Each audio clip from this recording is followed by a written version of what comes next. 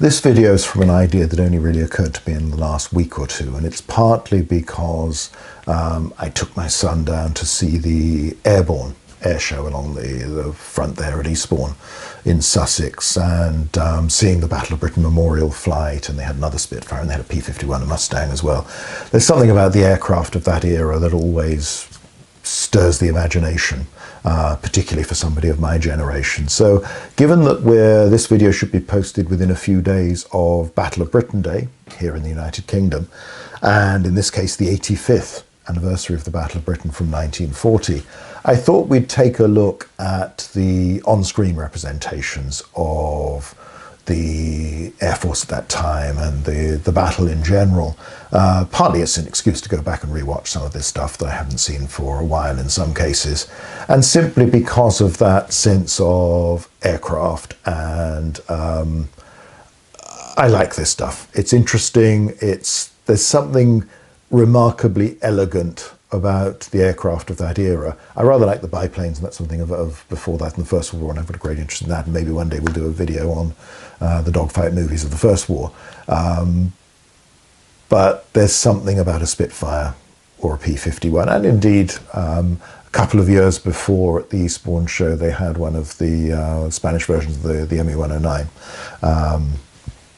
as well as a Thunderbolt and Spitfire and another P-51. There's something about although these are weapons of war and they're meant for destruction, there is something elegant and inspiring about the way they move, the sounds they make, at least for an overgrown schoolboy of my generation who spent most of his youth and will even now periodically sit down and make a plastic model, an Airfix kit or something of some of these, and always loved this stuff when it turned up on TV. And I think I've mentioned this before.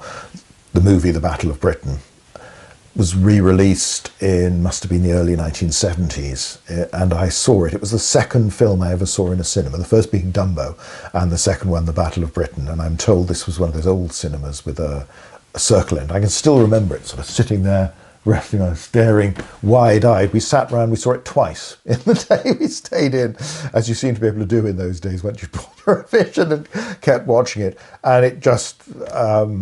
it staggered me then, and it still does when I watch it now. So that's obviously the big one. We'll come to that last, but I thought we'd have a look at some of the other stuff. And along the way, we'll say a little bit about the history. Maybe we'll do more about the history one other day. But it's, again, the resonance of somebody of my generation, but also just a few weeks ago in early August, about 3 streets away from where I live, less than a quarter of a mile, some chap was digging in his garden and discovered some small German bombs dropped by the Luftwaffe, late 41, something like that. Penarth is near Cardiff. Cardiff was a big port, a major target. The blitz there was quite heavy. My mother, as a schoolgirl, can remember it. She can also remember my grandmother, her mother, taking her and her sister to see the first daylight raid on the docks in Cardiff as a German bomber came in and dropped bombs on them.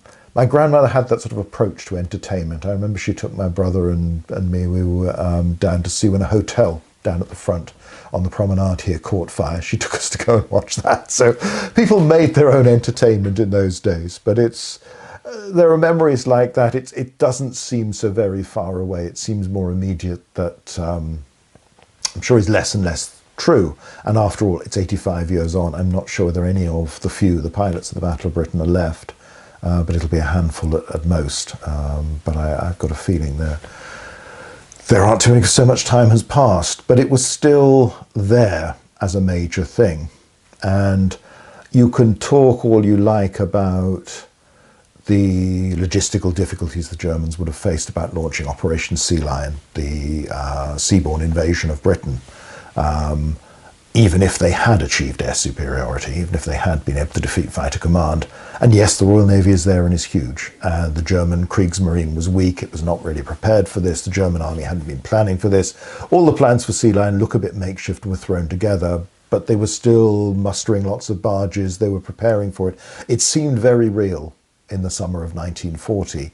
And at that stage, in end of August, early September, when Fighter Command was losing pilots quicker than it could replace them, when a lot of the airfields were badly damaged, it took an awful lot of faith to think that we were going to win at that point and the invasion wouldn't have happened. A lot of it, like a lot of military operations, has to do with an element of bluff. This is the threat and you will give in because we'll start doing this. But it wasn't until into September that Hitler finally gave the order to postpone Operation Sea Lion. So sometimes you get, the revisionist view is good, it's sensible to look at the wider context, the difficulties involved, try and see it from both points of view, but that slightly misses the point that this was all about the Germans had been winning everywhere for months and what was to stop them, and the weakness of the army in terms of equipment after Dunkirk and its great need for reorganisation.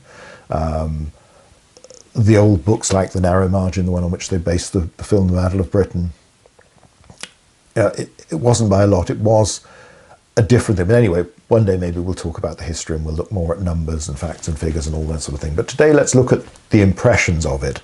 But before we go on to our first films, I'll throw in a few more anecdotes from the family because, again, it's emphasising that this really wasn't all that long ago, although 85 years now. But it's in the sense of memory of a lot of, I'm probably at the sort of the end of that generation, but the people whose parents were around during the war and remembered it. My father was in the Observer Corps, at least at one point, before he went to sea. They were living in the southeast, near Tunbridge Wells, that area, and they saw the contrails, they saw the dogfights. The family used to tell a story that his younger brother, who was very small at the time, they were in the car driving along one day and they passed this wreck of a German aircraft that had crashed and was all smashed up, and all the little boy could do was look, stare at it and say, "It's got a flat tyre," because the tail wheel thing had punctured and gone down.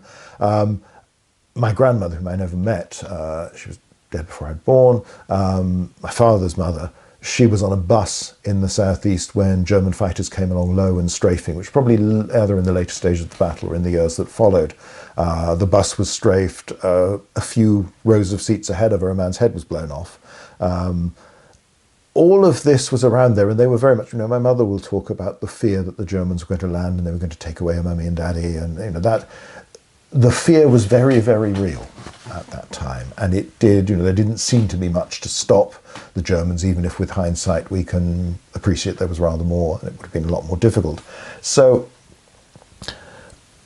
something of that immediacy is worth remembering, because we can take it all for granted. Oh yes, Battle of Britain, yeah, the good guys win, and eventually it'll lead to, we're jumping on next to Alamein, we're jumping on to maybe Midway and then D-Day and the push on and the eventual victory.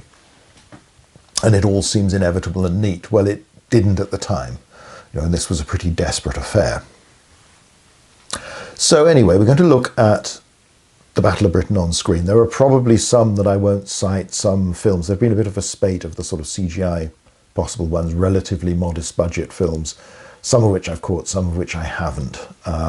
There'll be others where, I seem to remember a BBC series with Nigel Havers that was partly inspired by the Richard Hillary Last Enemy, but I think more sort of romantically inclined. There was a bit of Spitfires and stuff in that. I saw bits of it, I don't remember much of it. There will have been other bits where either the Blitz has been referenced or aspects of it that I've either not seen or I've seen but forgotten. So these will be the main ones we'll deal with, and we'll do it vaguely chronologically. We're going to culminate in the Battle of Britain movie because that's obviously the biggest, most spectacular treatment of the whole thing, even though it's from the late 60s.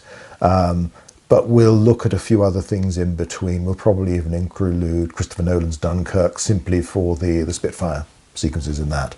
But I think otherwise we'll start chronologically. So we'll begin with some of the earliest films. Angels 1-5 from 1952 is one of those classic British war films. It's made only 7 years after the end of the war, only 12 years after the Battle of Britain. And it's got hurricanes in it. That's one of the striking things about it. The story is about a squadron of hurricanes. Now that's something that wasn't really done again until quite recently, when it's mostly been possible by CGI. Again, I mentioned the airborne show at Eastbourne. This year I was quite surprised when the Battle of Britain memorial flight came around. They had the Lancaster, and rather than one Spitfire and a Hurricane, they had two Hurricanes. And I'm not sure I've ever in person seen two Hurricanes flying at the same time. So that was nice. There's something about the sort of belt and braces, slightly old-fashioned, slightly ungainly, slightly bigger look of the Hurricane that I'd always rather liked. Oh,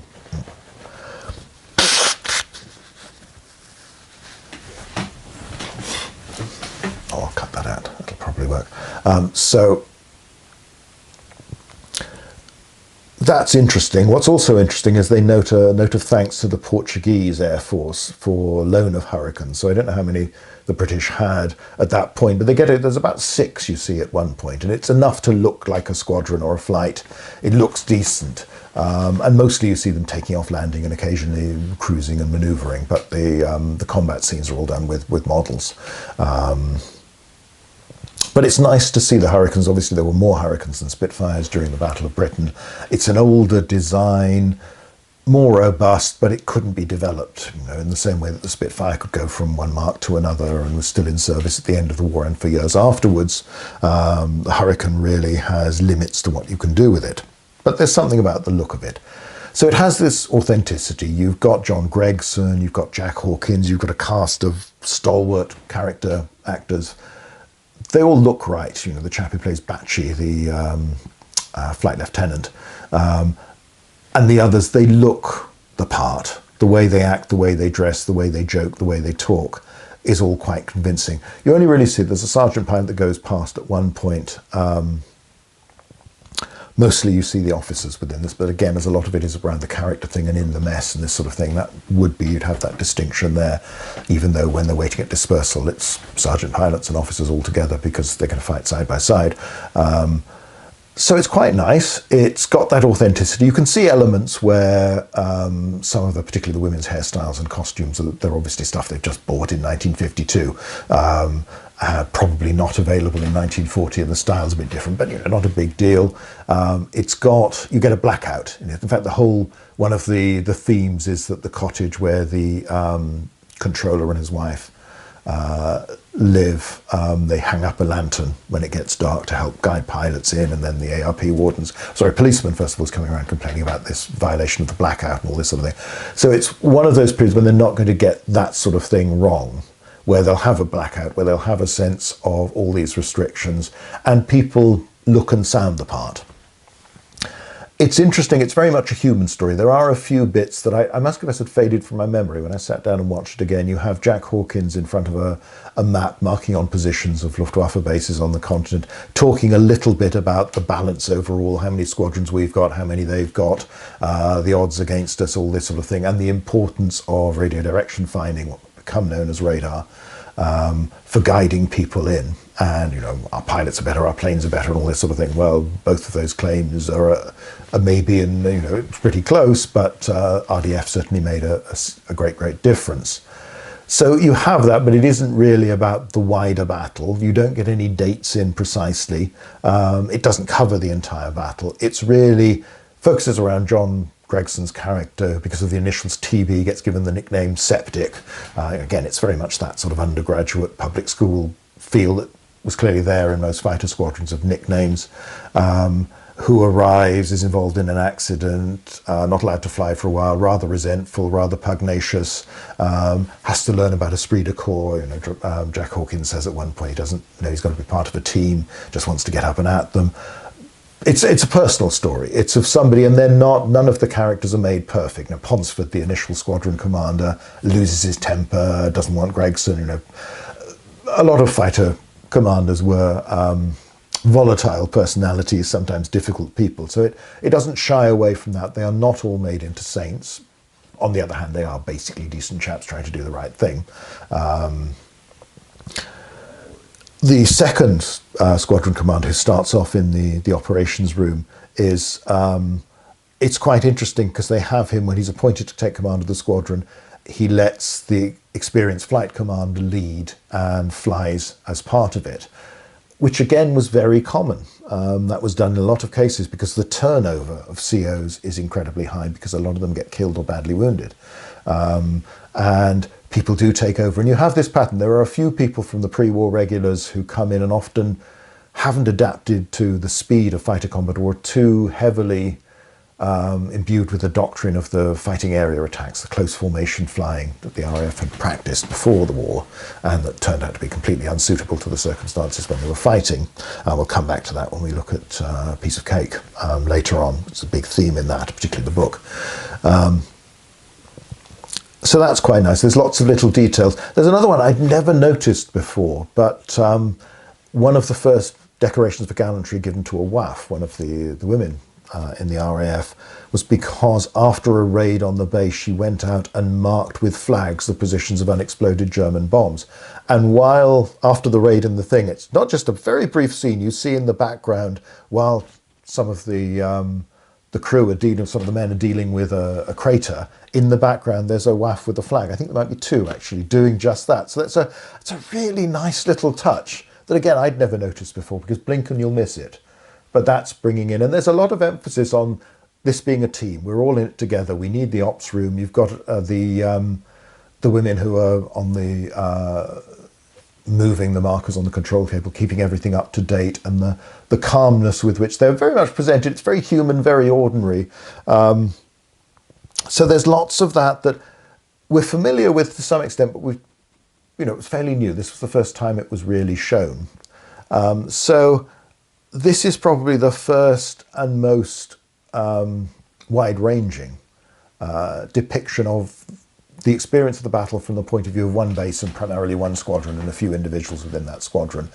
And it's not, Gregson, when he eventually does get into the air, still makes mistakes. He keeps the transmit on his radio, so he blocks other people from transmitting, even though he shoots down an ME-110. And you see a wrecked ME-110, which is nice because there's one in Hendon in Night Fighter version. There's not many of the things left, and to see even a wrecked version, presumably it was a real wreck they still had around at that point. But again, think of the difficulty of getting Hurricanes where you're borrowing them from the Portuguese. Even within that short period, so much had gone, so much had been scrapped. When Gregson does get to fly, you see him being a good pilot and part of the team. Several of them have swastikas painted on the sides of their cockpit, which I know Stanford Tuck did during the Battle of Britain, but I think while it's more common later in the war, was seen as rather shooting a line in those days. So you don't see it on the photographs of most fighters during the Battle of Britain itself. But again, it's an indication. They've got him marked up with 2 victories, and he shoots or contributes to a couple more in the final engagement. The main one you see where he protects the squadron leader who's been bounced by 109 and shoots that 109 down, but then gets caught by the wingman of the 109, badly wounded. Again, not, the classic Hollywood thing would be the aircraft blows up. He gets shot and wounded. The aircraft is still just staggering along, and while it is a little melodramatic, they are, he's broadcasting, they're talking to him as he's trying to come in, and he's losing consciousness and eventually goes silent. So it is about the price of it all. It is that human element, and I think it's very much the mood of the people, the audience watching it, who'd all been through this and didn't want it too sugar-coated. Yes, we're going to win in the end, but yes, there's going to be a terrible cost to this. So it's nice. It doesn't have the special effects you get today. It doesn't have the massed aircraft dogfights of something like the Battle of Britain. They're models or painted on, they're very obviously so. And some of the problems that you have with CGI, it's clear in this as well. So I remember being a bit disappointed at that when I was a boy, but even so, it's not bad for the time. These are quite decent in their way. So it scores highly for so many things, because it's so early and because it involves Hurricanes, because it has that look about it. So it's an interesting film, and if you haven't seen it at all or haven't seen it for a while, it's well worth digging out and looking at, because it's got a measure of authenticity that later films, later series will not have. I'll add one last family anecdote about related to Angels 1-5, because you've got the bit early on when Jack Hawkins is going towards the ops room and he's stopped by the sentry, Peter Jones. So there would later be, for those of a certain age like myself, he was the voice of the book in The Hitchhiker's Guide to the Galaxy, along with lots of other, usually comedy roles in so many films and TV series over the years. And Hawkins tries to bluff his way past him and get in without showing his papers or giving the password. And he refuses repeatedly, demands this, and said, well, do you know who I am? Yes, I do, but I can't let you in without a password. It just reminded me of a story my father told of where you had people trying this on. When his unit was in Palestine under the Mandate, they had a new colonel took over and was very strict on saying that nobody under any circumstances would be admitted to the camp without a pass, without showing their ID.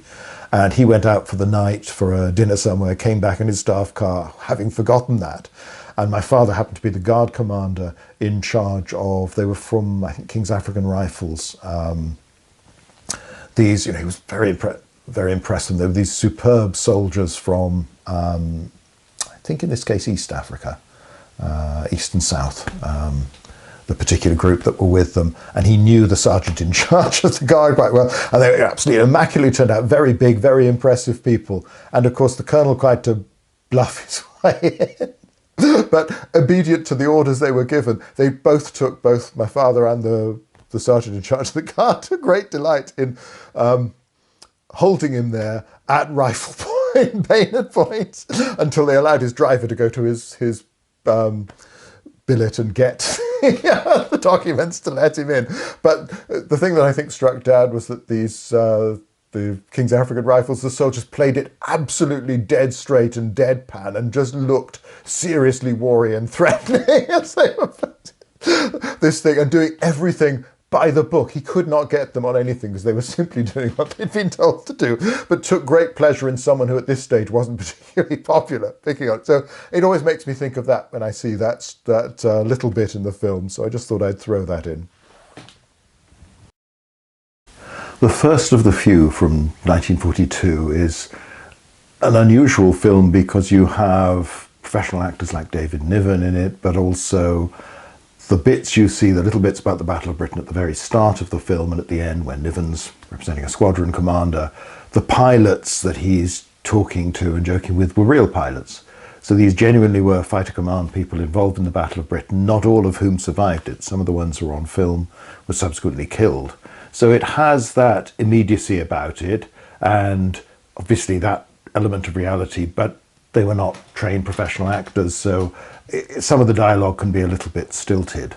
It's a film primarily about Mitchell and the designer of the Spitfire and the story of that and all the Schneider Trophy and those races and all that sort of thing. So the bulk of the film is not about the Second World War, let alone the Battle of Britain, but you have these bits at the start where you see a squadron in readiness, you see the scramble, you see the takeoff, you see some dogfights. Dogfights are a mixture of some model work, some gun camera footage, some bits of various stock footage intercut with each other. So it's not quite as dramatic as you'd get with some of the other things, but it's very good for its time. And this is something released during the war, only within 2 years of the Battle of Britain itself. So that, and being made in part at the time it was going on. So it's a wonderful thing of the moment in that sense. And it's still an interesting film. I mean, it obviously simplifies, romanticizes aspects of the story, but the tragedy of Mitchell dying before the war and dying comparatively young and not seeing just how successful his design would prove to be.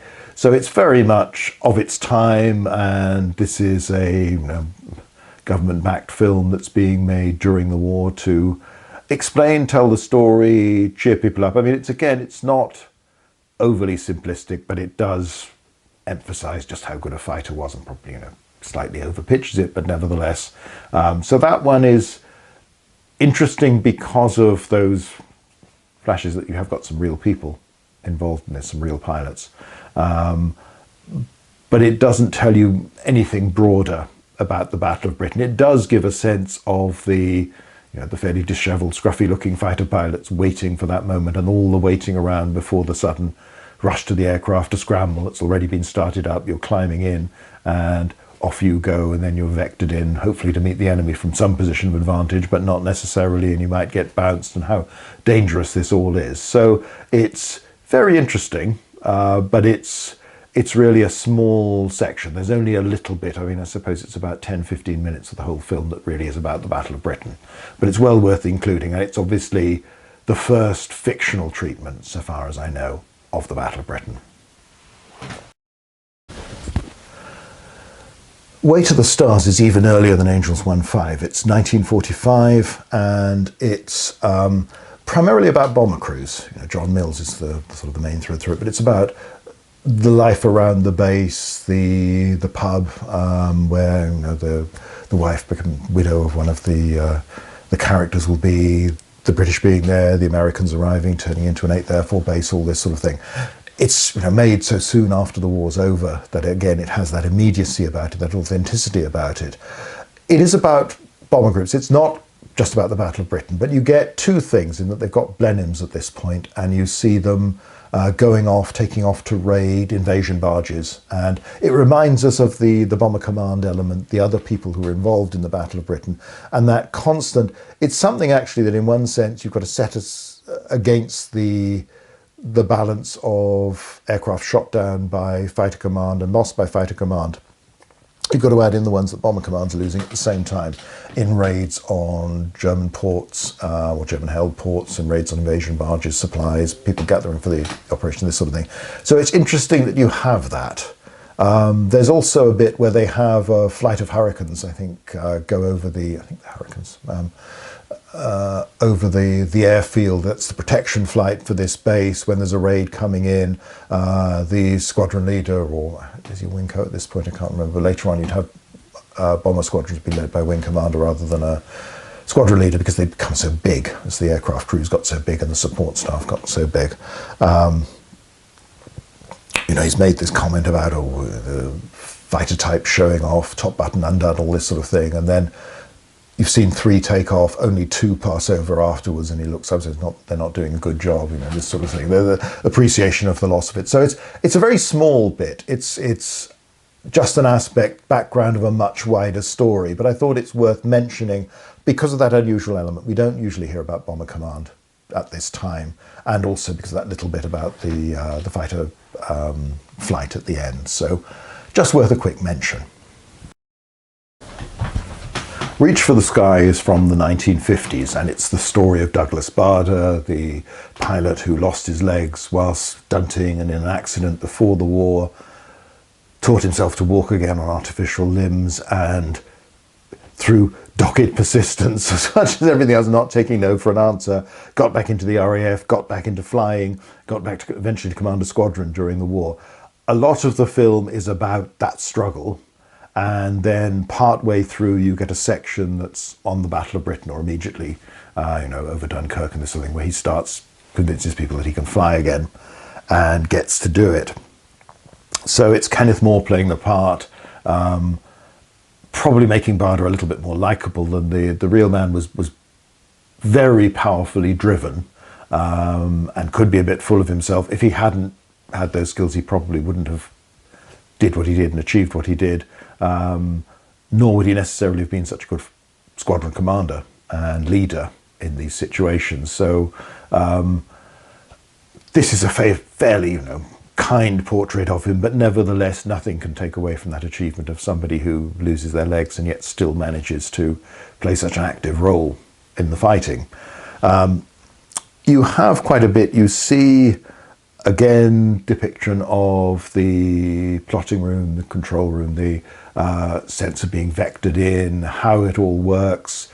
He flies with Spitfires, the late model Spitfires, presumably what was most easily available when they made the film, when he goes to Dunkirk. Then, nicely enough, goes to a Hurricane squadron. He's posted a 242 to take over as their CO.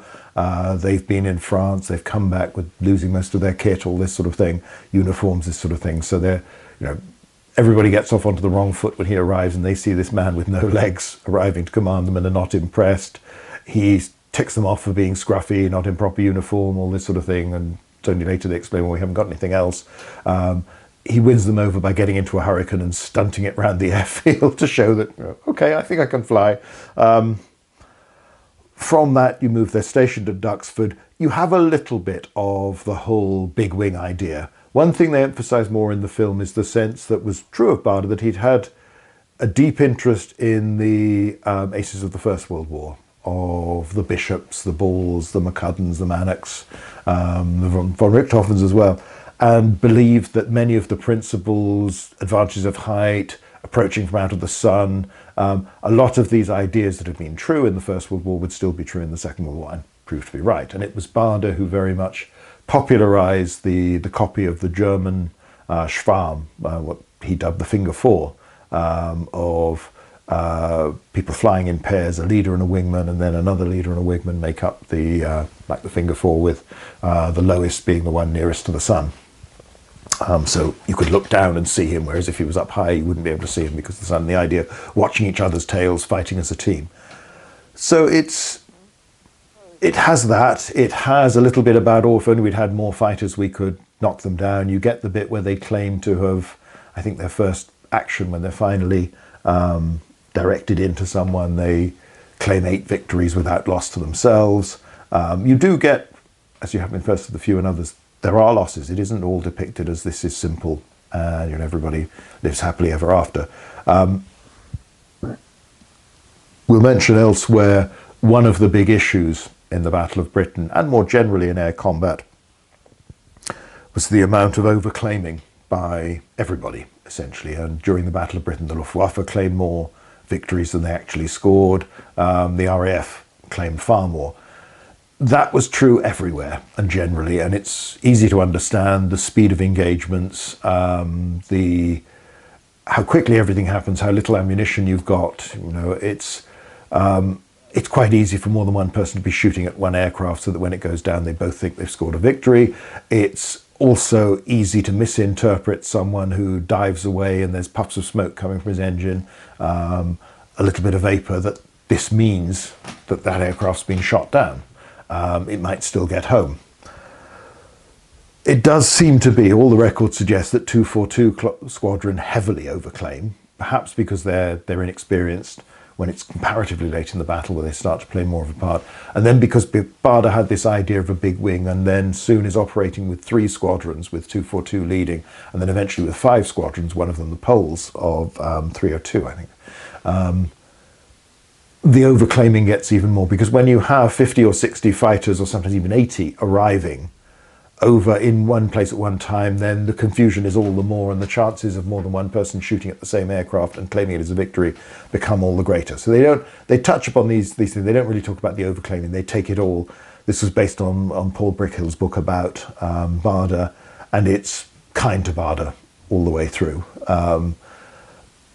But on the other hand, it still has that authentic look that these people look like pilots. The bases they're operating from, the way it's done, the dialogue is all pretty good. So again, a film about one person and one aspect of the Battle of Britain, that's only part of the film, because then you go on to the fighter sweeps afterwards, and where Bader will be shot down, losing his legs. They parachute in a replacement leg or legs, I can't remember if it's 1 or 2, for him, and then of course the controversy later on of who actually shot him down and whether he was accidentally shot down by one of his own men.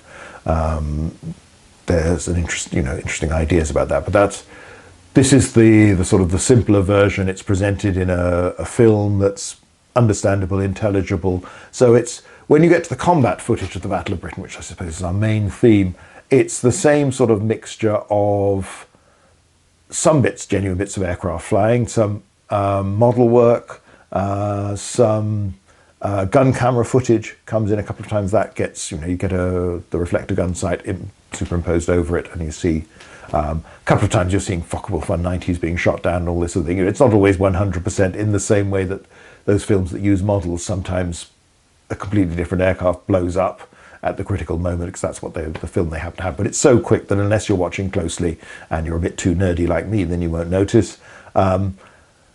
There's some footage, stock footage from the time of aircraft flying. You see an ME-110, which is nice to see, but when you look close enough, you can see it's got roundels painted on it. So it's obviously a captured one that was being tested against RAF fighters by the RAF. So it's okay. It's similar to Angels 1.5 in the sort of dogfights it gives. I think the Angels 1.5 ones maybe have the slight edge, but there's not a lot in it. It's very similar to that. It's dramatic stuff. It's, as I say, not necessarily the right aircraft at the right time, but to give enough flavour of what's going on, it's pretty well done for its time. It's very much a movie of its time. I'm including the recent Christopher Nolan Dunkirk because it's stretching it a little bit from, it's not formally part of the Battle of Britain. You've got the air fighting over Dunkirk that was significant, was the first experience for most of the Spitfire squadrons in particular that had not gone to France. But I'll use this excuse in that James Holland's excellent book on the Battle of Britain starts right back with the fall of France and earlier, to put this into context of what happens later on. It's also, it's a big budget film, comparatively speaking, and it's got 3 early model Spitfires that appear, plus I assume the Heikel and the 109. There's a Blenheim that flies over at one point. It's got this dogfighting element within it, so it's related to the sort of things we're talking about in the Battle of Britain on screen, even though it's stretching it a bit to include it in the Battle of Britain. It's marvellous cinema. I mean, those sequences are really well done. They're really thrilling. And as I say, it's nice to see the right aircraft. It doesn't make much sense. It's obviously for the basis of the plot and the way that film works, where you've got the 3 groups of people, 3 time periods that all come together and that meet. So I think it's, was it a week, a day and an hour or something, and the fighter pilots being the briefest period. But they meet up with characters from elsewhere, they interact with them. Things that one does have consequences for the others. It's the way the film structure works in. So it's a little bit contrived. And this, a lot of the people evacuated from Dunkirk complained that they didn't see the RAF because the RAF was operating high up and above the clouds, doing what it should be doing, intercepting at high level. This is all very contrived. You've got this section of 3 Spitfires led by a squadron leader, and they go out, and from the beginning they go down low. Now, one thing you don't want to do in air combat, particularly in this period, is give up height if you can possibly avoid it. The advantage is the one who can dive, can zoom, can get that speed from coming down. It gives you an opportunity to get away. It also gives you an opportunity to attack and get away, attack from an advantage. So you wouldn't be doing this. I don't think they were patrolling in sections over Dunkirk. I would think it was mostly, as far as I can see, it's mostly squadrons, but perhaps flights on some occasions that go over there. But it's in part, it's the number of aircraft they have available, the number of German aircraft they have available to make this plausible. In the overall scope of things, obviously this is a disastrous operation as far as the RAF is concerned, because you send out 3 aircraft, none of them come back, and you only get one of your pilots back because the CO seems to be dead. The other one, Tom Hardy's character, is captured. So this is a bad idea. When they get bounced early on, and the CO gets shot down, Tom Hardy gets hit, and he can't see how much fuel he's got left. It's this contrived so he can keep on writing down how much he's got left, estimating, and then think how long he can be there. At this stage in the war, this is a waste of a Spitfire and a pilot. They should go home at this point, because it's risky as to what he can do and what he can actually achieve. But if that Spitfire gets home, it can be repaired easily, and you have an experienced pilot able to fly it. In fact, in the story, they lose both. So a lot of it, as I say, it comes back to this sense. It works for the plot, and they get to meet Mark Rylance. And I must confess, of the film, it's one of those films, I can see how impressive it is in certain ways, but there are bits that annoy me, and others where I'm just a bit puzzled why they did it. I think the Mark Rylance character, the old chap with the kids in the boat, is the most interesting character in the story. Nobody else really gets much character development. I was a bit surprised, though, when I rewatch it. It would seem to me the obvious thing would have been for that character at some point somebody to have noted that he's a veteran of the First World War, and ideally was in the Flying Corps in the First World War. That would make far more sense when he says, oh, you've got to wait till he dips his nose, then we manoeuvre out the way because that's when he's about to shoot. Or I know that that's a Blenheim, I know that that's, those are Spitfires, those are ours. Yes, there's all the stuff about his oldest son having been a pilot and been killed, but age-wise it'd be fine. The fact that he can recognise shell shock, in Cillian Murphy's character, whether it's just implied, it might be the way they've written it that we're just to assume, but it seemed an obvious thing to me that would have explained why he has this knowledge and this sense, can see these things and understand these things. But anyway, that's an aside. It's always baffled me from a storytelling point of view. So you have the bit with the other pilot gets shot down. The combats are a bit too quick and lethal. They take out the Heinkel, but it drops its bombs, it sets off the oil on the surface, all this sort of thing. Tom Hardy shoots down far too many aircraft. See, he's got the same equivalent of ammunition that Clint Eastwood has in Where Eagles Dare with his MP40s. It's this inexhaustible supply, given how little they could really carry and how quickly you would use up as a fighter pilot your ammunition. So I think he shoots down about 5 aircraft in this, one of them being the Stuka that he takes out whilst he's run out of fuel, he's gliding along and he's just in the right place at the right time to shoot it down before that marvellous, it's a lovely and beautiful shot where the Spitfire lands on the beach. And I think from the documentary they actually did it. And it looks fabulous. And it's Spitfires, which are always sexy, always glamorous. And these are proper, passing as Mark 1s. I'm not sure whether they're specifically Mark 1s or Mark 2s, but they're early ones. They haven't got cannon. They haven't got the later, bigger engine, the extended nose. They look right. They've even got the black and white underside painting, which I remember from my model making days was something I always rather liked painting for some odd reason. Just like the look of it, because it's a bit weird. It was quickly abandoned because it was felt to make them too conspicuous to the enemy as well as to observers on the ground. So it's all a bit contrived. His ammunition and his fuel should have run out long before they do, and he shouldn't be doing all of these things. And from the point of view of military demands, he should go home, save himself and the aircraft before this. And if they could have got 2 of them home, it's less of a disaster than this thing actually is. But of course, he helps our characters and they're able to get away. So it's interesting, and there's some lovely shots in the way they did it. When they show in the documentary, they've got this sort of cockpit mounted on above cliff tops, basically, they can twist the pilot around. They get to move around more, you get more of a sense of the motion. Sometimes because it's done in a studio and you're sitting in a seat, the pilot is always sort of bolt upright, not juddering around, this sort of thing. So there's some nice stuff in it, there's some lovely filmmaking. It is contrived to fit the story, but then that's the nature of movies so often. So it's an interesting little sideline on things, even if it's tangential perhaps to the Battle of Britain. I still think of these as fairly new because they're comparatively recent compared to all the stuff that's been around for donkey's years. But a while back you had these 2 films, both about 303 Squadron, the first Polish squadron to become operational, which it did during the Battle of Britain at the very end of August.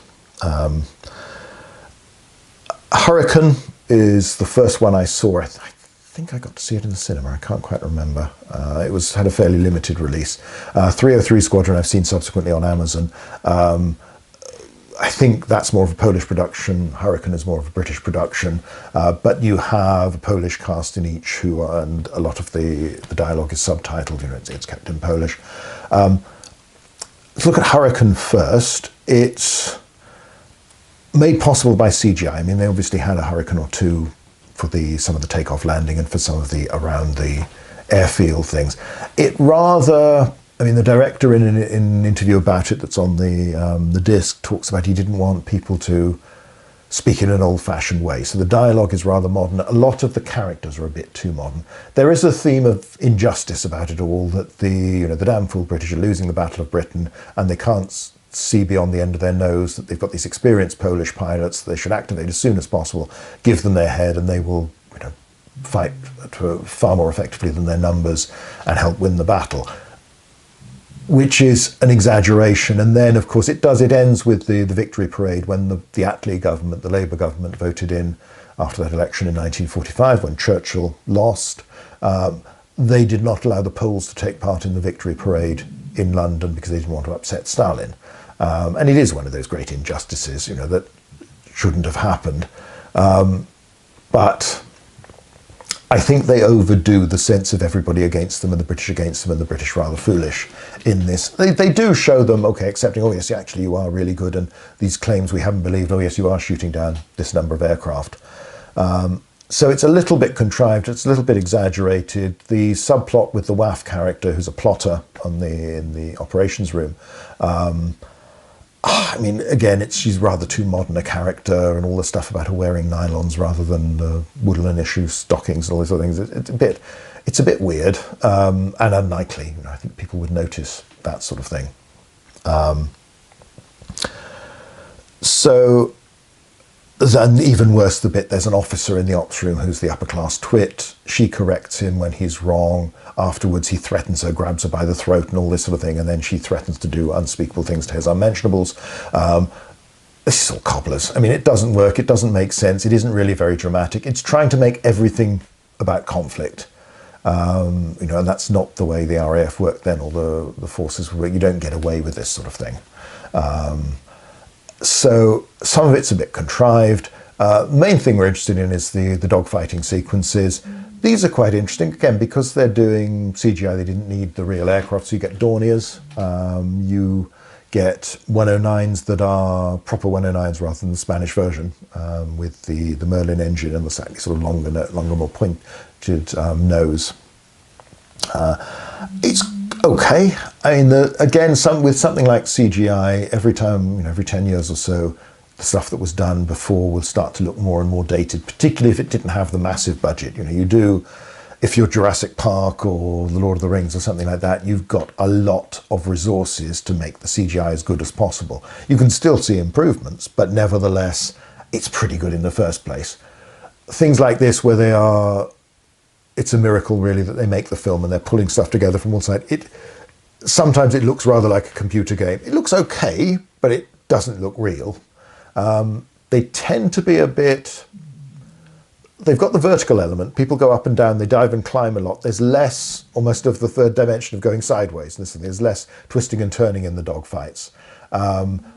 There is always that tendency with CGI to pack too much into the screen. It's a bit like the model work of Angels 1.5 and the paintings on glass for some of the formations. There's just too much there, all closed in because they want you to see a lot. And this is a big dilemma with all of these sorts of films, is that they want to make the story of the fighting clear, understandable, and spectacular. And to do all of those things means it tends to get unrealistic. You make everything closer together, you pack people in, and you simplify things. We'll come back to this because they tried something different in A Piece of Cake, and it works in some ways, but it's also slightly confusing in others. And in the Battle of Britain film, they sort of compromised with aspects of this. 303 Squadrons, you'll see CGI dogfighting. You get an ME-110 with the shark's tooth decoration on the nose at one point. You get Dorniers, you get 109s. I think they're a bit more three-dimensional in this, but again, there are more bits where you think, yeah, that does just look like either a computer game. It doesn't quite look real, doesn't have it, and there's just too much happening. The Midway film from a few years back, good in many respects, stood up on the cinema screen, but there were cases where everything was too fast and too crowded, and where aircraft were charging towards each other, quick spurt, pop, pop, pop, couple of shots, and they'd catch fire, wing would fall off, all the time, everywhere packed in. You're compressing 30 seconds of frenzied activity into about 5 seconds of screen time or less, and it does seem too fast and too confused. Not that you don't have that within the narratives of dogfighting, but an awful lot, when they're approaching at those sorts of speeds, a lot of people are just not going to hit what they're firing at at all, and also they will not fire because they're trying to avoid colliding with each other. So when you're CGI pilots, they don't have that nervousness, they just do what they're told. And that sense of, right, we want as much action on screen, we want to blow the audience away with spectacle, entirely understandable, isn't really realistic. 303 Squadron, a bit more melodramatic. You get German characters in it. You get, this time, a WAF who's a former actress, wants to get back in the limelight, has an affair with it. It's okay. There's less of aren't the British being stupid and aren't the British being dumb and opposing the Poles and they're almost as bad as the Germans sort of thing. There's less of that than you get a bit in Hurricane, but elements of it. One thing that both these stories ignore is that 303 was the first all-Polish squadron to be activated with Polish ground crew. 302 would come very soon afterwards. There'd be bomber squadrons in time as well. But lots of individual Polish pilots and indeed Czechs and others, French, Dutchmen, this sort of thing, were already serving, were already posted to RAF squadrons and flying fighters from the beginning of the battle because they could speak good enough English to cope. And the main thing is, it's partly a political thing from the Polish point of view. They want their own squadron and squadrons. They want their own air force, effectively, with British equipment acting in the British system, but to show that they are making a clear effort on their own. So this whole idea of the strong opposition to the use of foreign pilots simply isn't true. The RAF welcomed anyone who could speak English and could qualify quickly on a modern fighter. And of course, there are already lots of Canadians, Australians, New Zealanders, South Africans within all of these things, a few volunteer Americans, people from Southern Ireland, all sorts were there already, and more were taken. So that by the end of the war, the RAF was about a third non-British, with individual squadrons that were, say, French or Norwegian or Polish or whatever it might be, or Australian, Canadian, but lots of individuals serving in the other squadrons as well. So a lot of the conflict in it is concocted. It was more to do with the individual squadrons. So Poles had been playing a part right from the beginning. The part they did play, along with the Czechs and others, was a distinguished one, often because you had quite experienced pilots with more hours, more flying time than a lot of their British counterparts. And obviously anybody who's lost their country has a strong motivation to get back at the Germans. So sometimes there were, people got a little bit desperate, despairing, but they wanted to take as many Germans with them as they could. But there was a strong incentive. So I think the idea of conflict is exaggerated. And this is partly because growing up, there was still old people around, or older people from the Free Polish Forces who'd stayed, who'd settled, who'd married local girls. That was always part of just living in any British town. So I don't think they were ever forgotten, at least by anybody who took an interest in the Second War. It's partly because a lot of the projects that come along now, whether as documentaries or as dramas, are by people who are that much more removed, haven't been fascinated by this for years, and suddenly stumble across things and think, wow, that's interesting, I want to tell that story. I remember there was a documentary series about the Battle of Britain 15 years ago, something like that, that tried to say, well, we're going to shock everybody, not all the pilots were young public school boys. Well, not all of them were British, this sort of thing. A lot of them were older, there were Poles, there were Czechs. Even if you'd watched the Battle of Britain movie, you would have known all of that and nothing else. It wasn't really shocking if you knew anything about it, but if you'd never bothered to look or hadn't heard anything about it, then maybe it was rather shocking. So I think to some extent they were setting up an Aunt Sally and knocking down something that wasn't really there. On the other hand, it's a good thing to celebrate 303 Squadron and more generally the other Polish forces that fought during the Second World War that don't tend to get so much attention. They exaggerate a bit because 303 is the subject of the films. They talk about the number of victories, the number of losses it suffered.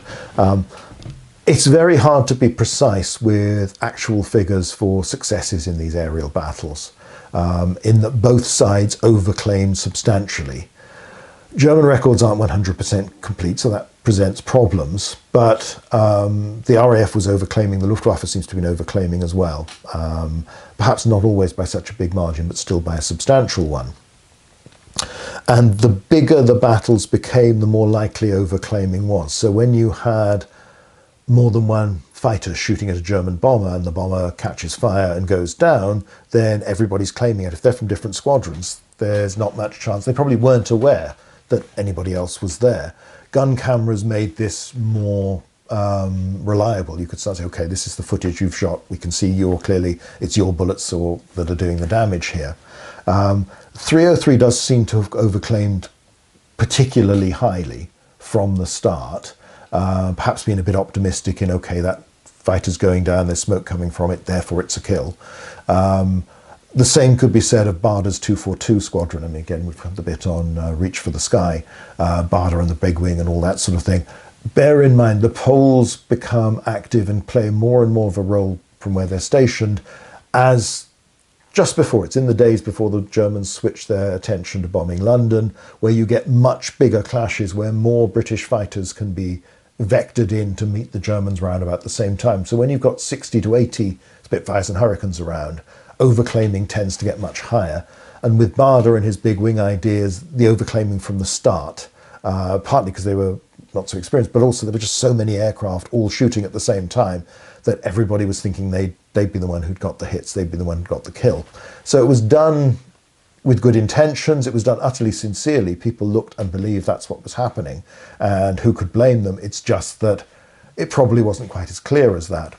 Having said all of that, 303 more than earned its money. It did inflict. The fact that you keep on going and you keep on claiming these victories does suggest that a lot of them are real, and many of them are clearly documented, and you can prove that's the case. So they performed extremely well. They fought with great determination, great skill. It's good to honour them. A little bit too strong to make them, okay, it is one of the most successful squadrons in the Battle of Britain, though again, you have to be a bit careful because of the whole claiming thing.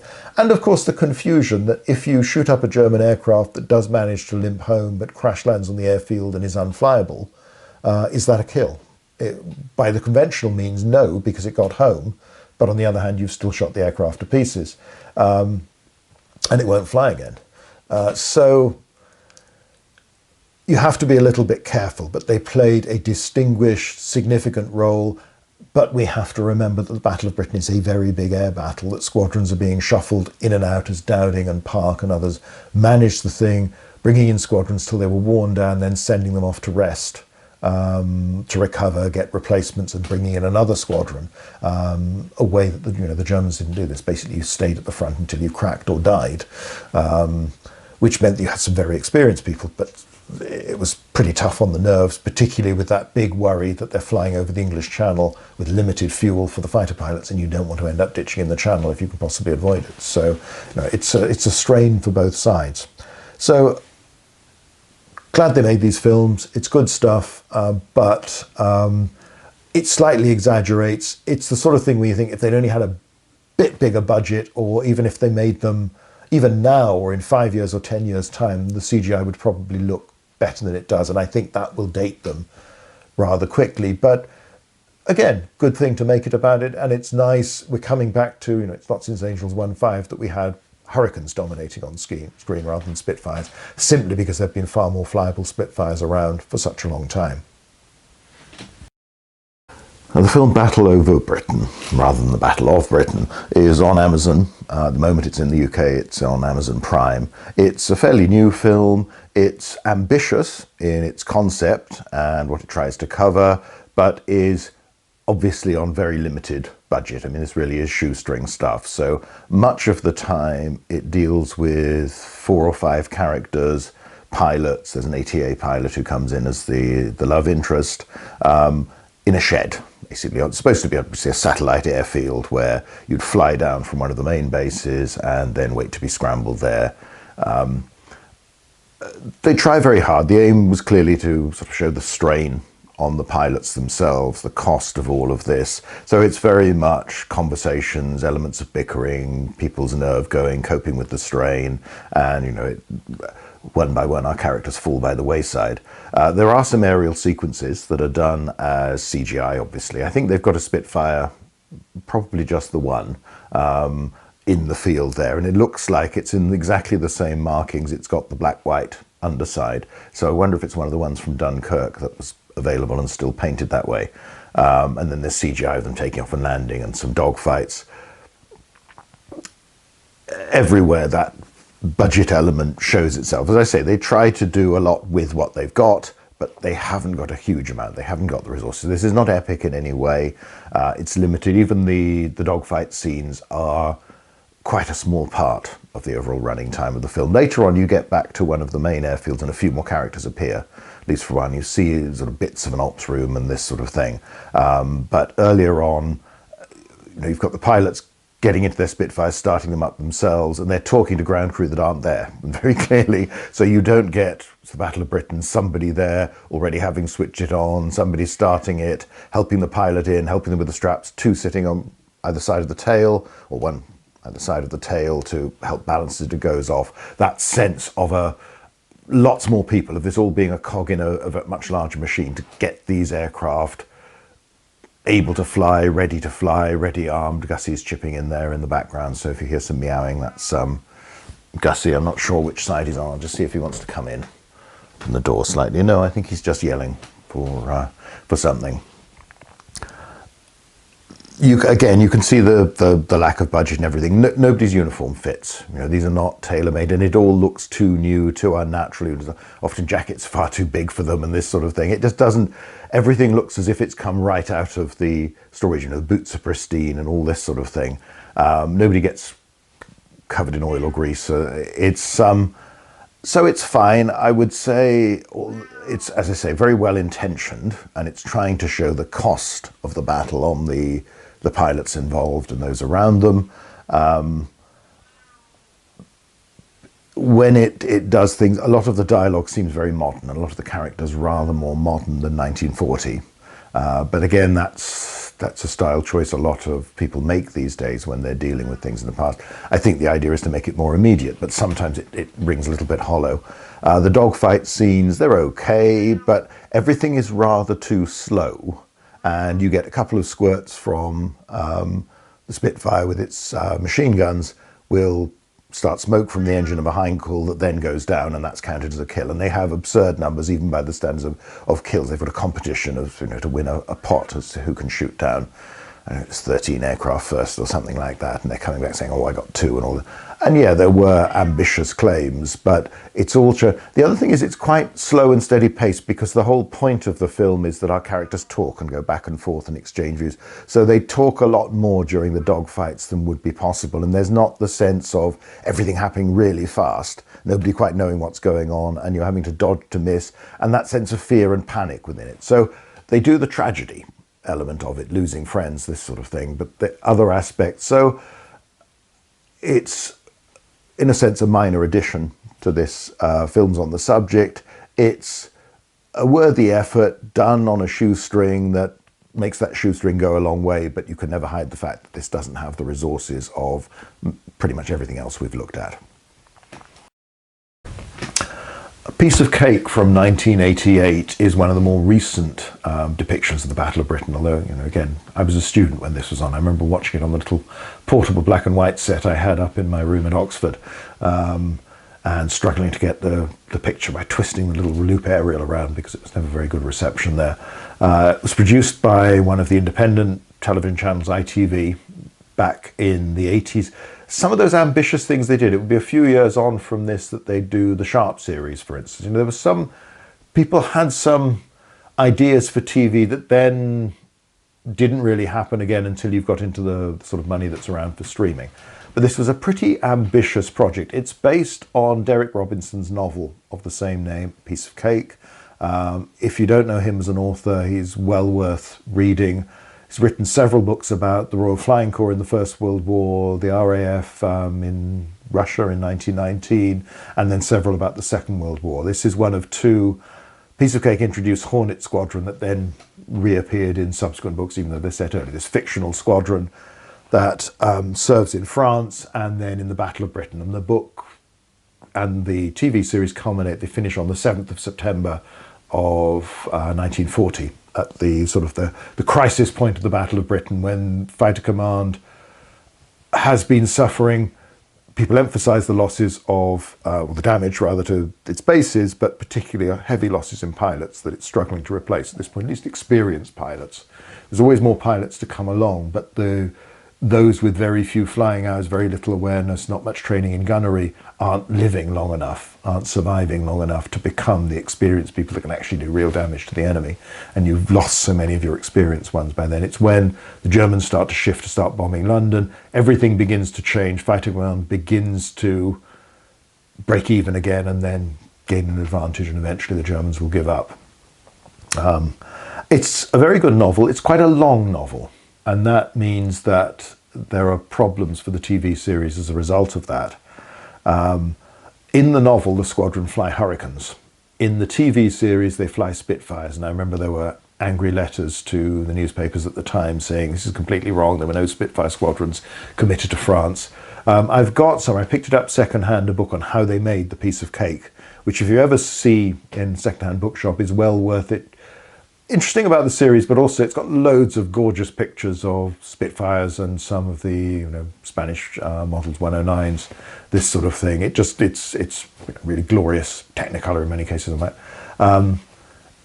Essentially, I think they might have been able to get their hands on about 2 Hurricanes, and they didn't feel there was any way they could make 2 Hurricanes look like a squadron.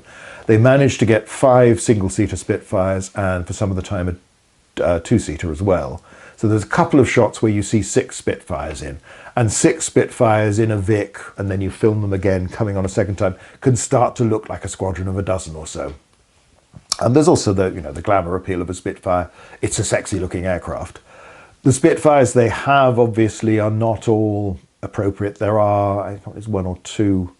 I think they've certainly got 1 Spitfire Mark 1 or 2, so right for the Battle of Britain. Then there's at least 1 Mark 5 and then some later ones. So several times you see the cannon that, other than a few examples, they didn't have during the Battle of Britain, and sometimes you see the longer nose for the bigger engine of the later models. So the Spitfires, they're not entirely the right Spitfires, but they are Spitfires. And you have, at one point, they managed briefly to get 3 109s of these, the Spanish version of the Rolls-Royce engine in, so it's got this longer nose, more pointed spinner that come in. They've got a Junkers 52 briefly that we'll talk about in a moment. And I'm not sure whether they had a Heinkel or whether... there are quite a few bits of film that have come from the Battle of Britain movie and are reusing this, especially for any of the massed formations of Germans. But I'm not sure whether they managed to get a Heinkel for some of it as well. I can't remember from the book now whether they did or not. It's based on a novel, and the novel, Robinson's writes very well about the sort of technical side of flying, the tactical side of flying, and his big interest in this was in part how Fighter Command went into the war with the fighting area attacks that emphasised close formation flying of tight Vics of 3 with others behind them, lots of formation changes. The idea was this had been developed during the 1930s when the conviction was the threat the RAF would face, or at least RAF Fighter Command would face, would be bombers coming from somewhere on the continent, coming unescorted because they would have come too far to have a fighter escort. They would be comparatively fast compared to the biplanes the RAF had at the time, and they would need a lot of firepower put into them to knock them down. So the idea was to use a squadron very much as a team that would focus and put lots of hits, shoot lots of it into the same area and shoot down the same bomber and shoot them down. They weren't designed at all with the thought that you might have enemy fighters going around who'd be interrupting you whilst you're flying very close together, and most of people are more concerned about not colliding with anybody else than they are about looking for the enemy. The Luftwaffe had learnt in Spain with the Condor Legion that this didn't work. Flew in a much looser formation, the Schwarm, what become the Finger 4. Robinson also, he's a novelist. The characters are get into some very dramatic situations. He's tried to remove the romanticism of war. He described his first novel, Goshawk Squadron, about a flying corps squadron in 1918 as a sort of anti-Biggles, that it should all be confusing, chaotic, and that some of the people involved aren't very nice, because in the end, the whole point is to creep up behind someone, shoot you in the back, and then clear off before his friends come and get you. He sometimes pushes that to an extreme. He has this marvellous line in black humour that runs through these stories, and they are often very funny in these very grim situations. The characters sometimes can seem a little bit alike. Lots of these young, keen, usually public school pilots, and blur into one a little bit. On the other hand, he writes also some very strong characters that do stand out. There's elements of artificiality in it. A lot happens, and for simplicity's sake, there's only ever 12 pilots in the squadron, which wasn't. They usually had more than that, nearly twice as many. They usually aimed to fly with about 12 aircraft, but in order to do that, you had more aircraft, more pilots. So an RAF squadron was a bit bigger than a German squadron. So there's some elements of simplification. For the TV series, they had to change it again. As I say, they had Spitfires rather than Hurricanes, and the series is 6 episodes of an hour-ish, it was an hour minus however long the commercials took then, which wasn't as long as today, but still is a chunk out of it. There's some very nice touches. At the captions of each episode, you have a photograph of the squadron, and they start off in their nicely built pre-war base in Britain, and all in perfect uniform, looking very neat. And they start to look a little bit more dishevelled when they're in France, to the end when Battle of Britain. The people have changed in the group photographs, but also the way they dress, the sort of the more battered, more casual look of when you get to the final weary but defiant group of pilots in the Battle of Britain. These books are cynical, and he does put forward the idea that has, it's hard to argue with entirely, though it's not perhaps the whole truth, that some of the more successful pilots and fighter pilot leaders were not necessarily particularly easy people to be around, or even particularly nice. The sort of star turn, I suppose, in both the book and the series is the character who's nicknamed Catamol, gets nicknamed Moggy. Neil Dudgeon plays him in the series, who's, well, the politest way of describing it is a real swine. He's a very good fighter pilot. There's a comment with, they're talking about the Polish and Czech pilot they've got attached to them, very keen on killing. And somebody says, oh, just like Moggy. And no, Moggy would kill anybody. They just want to kill Germans. He's a nasty piece of work, but it's both written and then the way it's played with such style that at moments you sympathise with this bloke. He has this charm, even though, he is. And as it goes on, you start to see the pressure building up on him and how he's struggling to cope as well. But you also have Rex, well, not the initial CO, because they lose their first CO in an accident on the first day. And you get this rather more sort of aristocratic style, wants to be at the Champagne Squadron and all this sort of thing, and who's very keen on strict formation flying. You get Charles Hart, CH3, the American, who comes in. Barton, the flight commander, eventually squadron leader, is a New Zealander in the book, is an Australian in the TV series, I think, because that's the actor they had. The cast is really, really good, from the older members playing the adjutant, the intelligence officers, something to a lot of them went on to pretty good careers after this. They do look quite good as well. They come across well as pilots. It helps that the costume's done quite well. You've got Gordon, Flash Gordon as he's nicknamed, who ends up wearing the pre-war white overalls, but they're pretty grubby. And the variations, the battered hats, everything there. It's quite well done. It depicts, at times, a fairly nasty, snobbish and bickering RAF, which I think is an exaggeration in many. Sometimes it's overdrawn. One of the problems with the TV series is that because the book is so long, even though they've cut it down, you're still trying to cover an awful lot of ground in a short time. And remember, this was shown really before the days when even video plays were that common. And certainly, I don't ever remember seeing it being repeated on British television. It may have been, but I remember seeing it when it was first on. And then years later, I managed to get, first of all, an American Region 1 format DVD. And then there was a better print edition issued over here a few years ago. The other big problem is that, as well as having lots of story and lots of character that you've got to try and pack into less than 6 hours, you then have the added element that is common with all of these films, is that when a lot of the action takes place, many of your characters are wearing a flying helmet and an oxygen mask, and often goggles as well, making it very hard to tell them apart. And watching this through just on television, knowing that it's not being repeated, you're not going to see it again. I hadn't read the book when I saw it. I found it quite confusing, and I think that was the more general reaction. There was criticism because it was said, oh, this is trying to be negative, depict the RAF, the heroes of the Battle of Britain, as a bunch of spoilt public school boys and this sort of thing, who are vicious with each other, or they're ruthless killers and all this sort of thing, which it isn't, but only when you look carefully. There's an element where that jumps out at you at first. But the other problem is you're trying to sort out lots of characters that you don't have time to get to know them.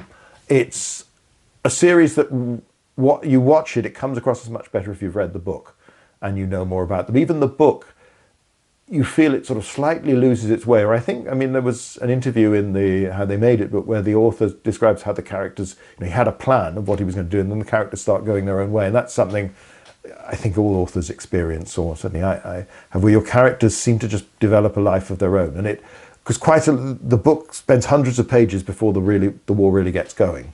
But it is actually a very good novel.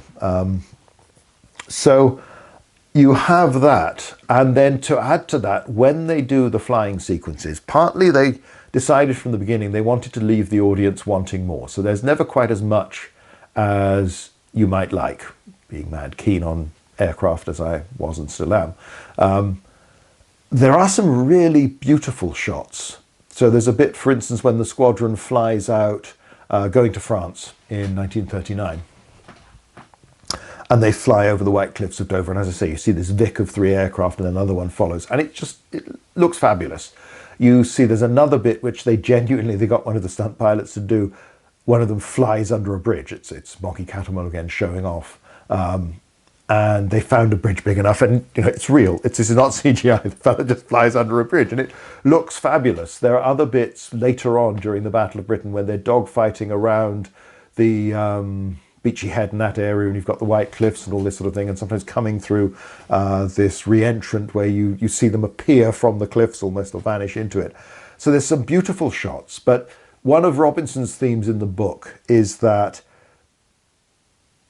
the key thing with a lot of fighter combat is seeing the enemy first. And if you can creep up on him, shoot him without him knowing you're there, you've got your best opportunity to get a kill. And then the confusion of dogfight, the fact that everybody is moving so fast, things are whizzing in front of you. You have, there's one point even, they have it in the TV series where the adjutant and the intelligence officer are arguing because the intelligence officer has arranged for gun cameras to be fitted on the aircraft because he thinks that people are overclaiming. And he, he talks about the confusion, and he says, well, everything happens so fast. They've only got 18 seconds worth of killing time with the ammunition they've got. And it's quite nice because the adjutant says, you seem to know a lot all of a sudden for someone who's only been in an aircraft twice. And, well, I listened to you, Uncle. The dialogue is good. It's easier in a sense to get your heads around the characters of the people who stay on the ground, particularly the adjutant and the intelligence officer, and to some extent Rex earlier on. But when they do the dogfight scenes, they went very much for this speed of it all. So they had, yes, the actors are in the sort of standard cockpit mock-up, but that's being pivoted around. They're being shaken around a lot to give a sense of the motion. Something that they did for Dunkirk more recently, but hadn't really been done much before, where you tend to just be static, and it all looked fairly calm. This is confusing. So added to the fact that you can't see much of their face, you don't necessarily know who they are. They're juddering around. You have sudden attacks. They rush in, they see a target, they shoot at it. They look up to their mirror and there's the nose of a 109. I think they used the tail of a Harvard with a camera mounted in the back to film when the 109s came in close to shoot up at them. And then suddenly a character there's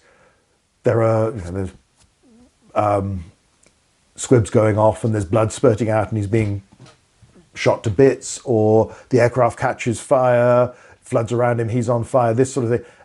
When death comes, or when serious injury comes, it comes suddenly and violently. And it gives a really strong impression of what's happening. And it does give some sense of that flavour you get from the novel, of how confusing this is, how sudden this is, how more often than not you're killed by somebody you didn't know was there. But it's confusing. These dogfights are hard to follow in many cases because they've emphasised that, and because you haven't had as much time as you've had in the book to get to know who everybody is. So it took me repeated watchings to know what happened to Moke Miller, one of the characters. Others, it's a bit more definite. You see Rex when he goes in France. There are a few where it's more spectacular, but it's because they've gone for that strong impression. That's something that I would say with the series, it's one where if you watch it once, it's quite confusing and it might not make that good impression. If you watch it more than once, the more you see it, the more you'll note in there and think, oh, actually, that's rather good. And it's quite nicely done. Elements of it, as I say, are overdrawn. They exaggerate, they make it more dramatic, and that can be a bit much sometimes, the historian in me, but then it is based on a novel. But the novel is trying to represent fact, trying to create a real situation you put your fictional characters into. And it does have those moments of farce, of the ridiculous thing of, Flash Gordon, he marries a French woman, she gets killed in France, and then he has this breakdown but can still fly. And they bring in the psychiatrist to see him, and he comes up in immaculate uniform, which you've not seen him in for episodes, and starts, when asked, what do you think about the war? He says, oh, I think it's smashing. And then starts quoting large chunks of Churchill's speeches. And when the psychiatrist points out, said, well, you keep quoting the Prime Minister, and yes, he thinks the war's smashing as well. It's very funny in a sort of macabre way. And there are other bits where it's well done like that. And some of the Moggy stuff, nasty though he is, it can be quite funny. So it's a hard act to follow, but it's one of those ones that is worth watching more than once. And I would recommend the book, and I would recommend Robinson's other novels as well. They're not to everybody's taste, but I like them. I think they're very good. And they're very readable as well. It's a long book, but it's an easy read. There are some bits that, they don't really do the detail of the fighting area attacks and the formation changes within the TV show. And you do get the same, you shoot at something and something from the Battle of Britain, that Heinkel that goes into the sea, the model of it. You see lots of times a few Stukas blow up, this sort of thing. There's a bit where a new pilot's arrived, he's gone out with Cat and Mole, and they're vectored in. In the book, they intercept a German seaplane that's got red crosses on it, is picking up Luftwaffe men who are down in the Channel. They obviously didn't have one of those. This is where the Ju-52 appears, painted white with big red crosses on it. And, Cat and Mole gets the young pilot to shoot it down. And he doesn't want to because it's red crosses, and then ticks him off afterwards because, well, you didn't shoot the men in the dinghy though, did you? So there are bits like that I think, again, if you only had a simple we were pure-hearted and the Germans weren't mentality, is a bit shocking, is a bit grating.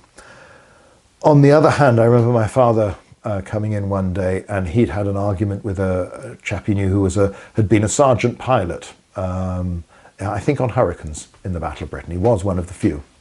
And this chap, they'd been talking with some other former forces people, as small shops in those days seemed to acquire them. They'd come around, they'd drink tea and they'd talk, and they'd talk about this sort of stuff. And this chap did actually say that he or his squadron, it was normal when they saw Germans down in a dinghy to strafe them. And my father, who'd been an apprentice in the Merchant Navy, so, for him, once you've got off the ship, then you're, in a sense, sacred. You've got to be protected. He was outraged. They had a row, so that was awful. I hope that lives with you for the rest of your days and all this sort of thing. It's a different mentality. From the RAF point of view, that crew, if rescued by the Germans, would be up in a plane the next day and might kill you or your friends. If you kill them now, then that's it. They're out of the war. So you can see the logic of it, but you can also see the sailor's attitude that is, the sea's dangerous enough. The sea's the real enemy. Once your ship's sunk, once you're down in the water, then it's up to everybody to, at the very least, not harm you, but if possible, try and rescue you. So, there were this wasn't something that everybody did, but this was something that some people did. In the same way that you get stories, often particularly accusing the Czechs, the Poles, and people like that of shooting at German parachutes as they come down, or flying fast to make them fold. And the Germans doing the same at RAF people. It wasn't universal, it wasn't general. A lot of these stories probably grew in the telling, but in a difficult situation like this, people sometimes go to extremes of behaviour, but on the whole, this was not true. So Piece of Cake gives you the sort of the dark side of everything, but it is also, though this may not be obvious when that just jumps out at you, is trying to show what these young kids basically went through and how they managed to keep going, and the sheer strain. It's quite good on the strain of it all, the exhaustion as it gets through, as they get to the height of the Battle of Britain. And because, again, it's the nature of air combat, particularly fighter combat, these are such small groups of individuals that casualties of 2 or 3 or 4 make a huge impact on them in the way that they might not, say, on an infantry company. So it's got some nice bits, it's got Spitfires, a lot of it looks very good. For a TV programme, particularly of that era, it's incredibly ambitious and it doesn't do too badly. I think probably it would be better now almost as a sort of Netflix type thing with that sort of budget, but about 10 episodes that would allow some of the characters to grow, because you don't really get the time to know some of them. And you could have put more in, but again, it's all before CGI. This is all classically done effects. This is all genuine flying with obviously some models for exploding aircraft and that sort of thing, and clips from the Battle of Britain and the like. There's a very dramatic bit when the airfield gets strafed and a pilot trying to take off is shot and his aircraft crashed into. Again, for TV, this is pretty good. And it didn't do any harm that they took as a lot of their extras. I think it was mostly army people, but soldiers, so that when they're in the uniform, even if they're just pushing a Spitfire along, they look the part. So there is a lot of this that works rather well, that I think actually they'd struggle to do now. They wouldn't necessarily get that, and they probably wouldn't notice or know how to do it. So it isn't perfect. There are issues with the storytelling. There are issues with the range of the story. You can argue about sometimes it overdoes we've got some nasty characters in this. On the other hand, it does show them doing the job, and it shows the strain they're under, and the emotional cost of this. So it's well worth a look. It may not be that well known these days. As I say, it's not one of those ones that seems to crop up on TV channels and be repeated in the same way that some series like Sharp and things are. So I don't know, but if you can find it on DVD, or if you can find it anywhere to watch, it's interesting. It's a different take on it. It's only the last half of number of episode 5 and all of episode 6 are about the Battle of Britain. A lot of it's about France before, so again, stuff that we don't go into today. And some of the aircraft are not quite right and all this sort of thing, and they don't quite have the numbers of aircraft to really do it, but they do pretty well. It looks very good, but it is a good cast, an interesting, if sometimes disturbing story. But it's, as I say, I think watch it more than once, and if you can, read the book as well, and I think you'll get more out of it. Just coming to it fresh and without that, it's probably quite confusing. And again, once you're used to the idea that these combats are meant to be whirling, rapid, confused, terrifying, suddenly devastating, then that works well. But if you're not expecting that, if you're expecting a simple, oh, I know what's happening, I know who that is, all right, he's been shot down, or he's just scored a victory, that sort of thing. Again, just to mention, it has a Polish and a Czech pilot attached to the squadron once they're back in Britain. Again, we talked about this with 303 and Hurricane, that individually, lots of Poles and Czechs were flying with fighter command much earlier than the full squadrons were activated. So the sort of whole idea of RAF opposition to their use is grossly exaggerated. But anyway, that's a piece of cake from 1988. As I say, I recommend it, but give it time, watch it more than once, and if you can, read the book.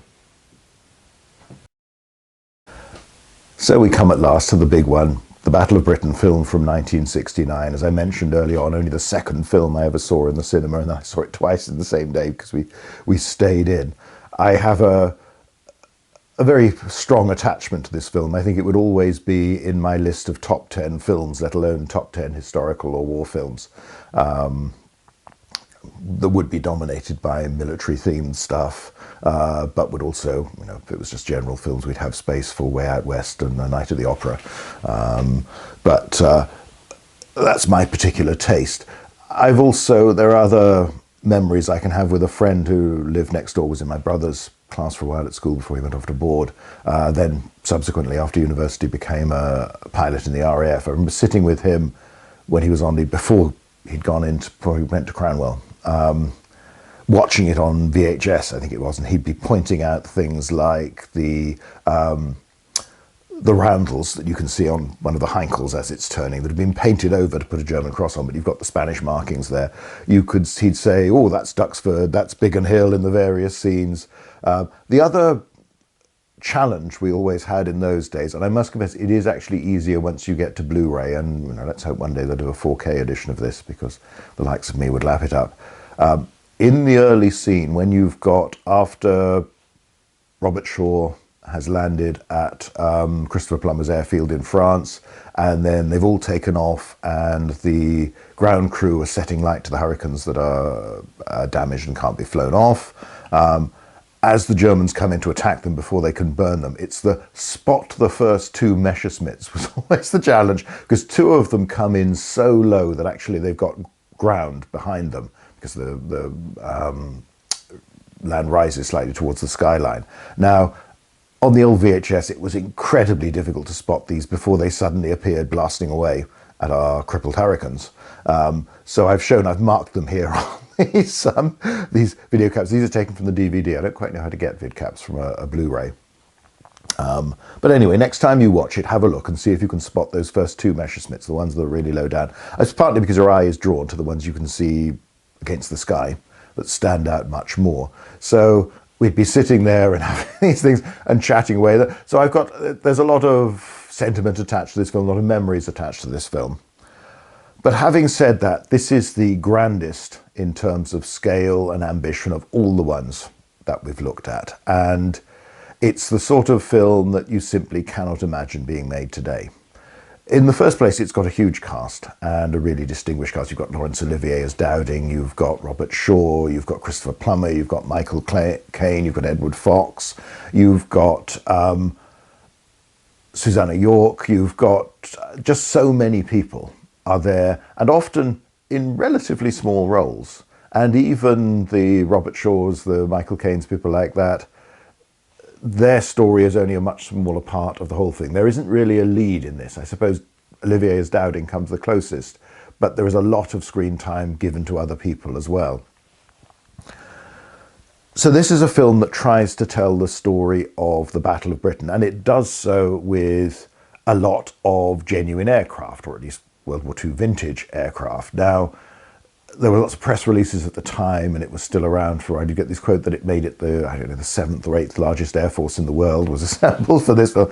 They had over 20 109s, similar number of Spitfires, a large force of Heinkels, though it's noticeable because they could only bring 2 Heinkels to Britain.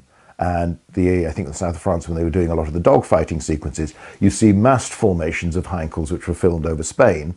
And then later on, it's only ever 2 that you see with fighters weaving around them. And it's something once it's been pointed out to you, you notice all the time, but it's a restriction. But even so, yes, you could say, well, the 109s and the Heinkels have the wrong engines. And the 109s have Merlin engines in them. And that gives them that longer nose than the actual ones. They were also based on later models than the 109E. Was the fighter of 1940, so they had to improvise. The struts on either side of the tail were added for the film. I think they altered the wing profile as well slightly to make it look more straight rather than rounded. So they're not the actual fighters that the Germans flew. They are a similar aircraft to that with a slightly different profile. But that's still remarkably close. They aren't just, we've done the video on tanks, you get anything painted grey, put a big cross in it, and that's German. So the Heinkels look a little different as well. Most of the Spitfires they have are later models than the Mark 1s and 2s of 1940. And while they'd removed the cannon from these, so you don't see, as you would say in Piece of Cake and Reach for the Sky, very obvious cannons still on the wings of Spitfires, when there were some experimental. One squadron had them, but they didn't work terribly well. They kept jamming, and eventually that squadron had them replaced with ordinary Spitfires with machine guns. So they have the longer nose, they have a slightly different shape, even though they're painted in the brown and green rather than the grey and green of the late war. So they're not 100%, and there were a few genuine 1940 Spitfires, but the vast bulk of it, the ones that were still flyable, were later. They couldn't get many Hurricanes at all. I'm not sure what the total is. You see 3 quite often. They may have had 1 or 2 more for some of the scenes. In, for instance, the scene with the Poles and some of the others, when you see a formation of 6 Hurricanes, then the rear 3 are actually 109s. Painted in British colours. And if you look closely, again, this is something the Blu-ray makes abundantly clear. You can see the struts for the tail, and if you look closely, you can see what they are. But so it reverses the pattern of the real battle in that there were far more Hurricanes than there were Spitfires. to the other way around. This is very much a Spitfire movie. The British Fighter Command are predominantly Spitfires. But it's still more aircraft than I think have ever been assembled for any historical film, far more. And you get, the formations look like squadrons. And obviously with the Germans, they've taken the 20 or so bombers you've got and duplicated them to fill out the screen. There's some model work, some effects work. There's still a lot. There's enough to give a very strong impression of a formation of bombers rather than just one or two. And this is something that everything else has always struggled with. So you have those. There is use of models for, obviously, aircraft that are crash, that are blow up, all this sort of thing, because you're not going to be doing that to real ones.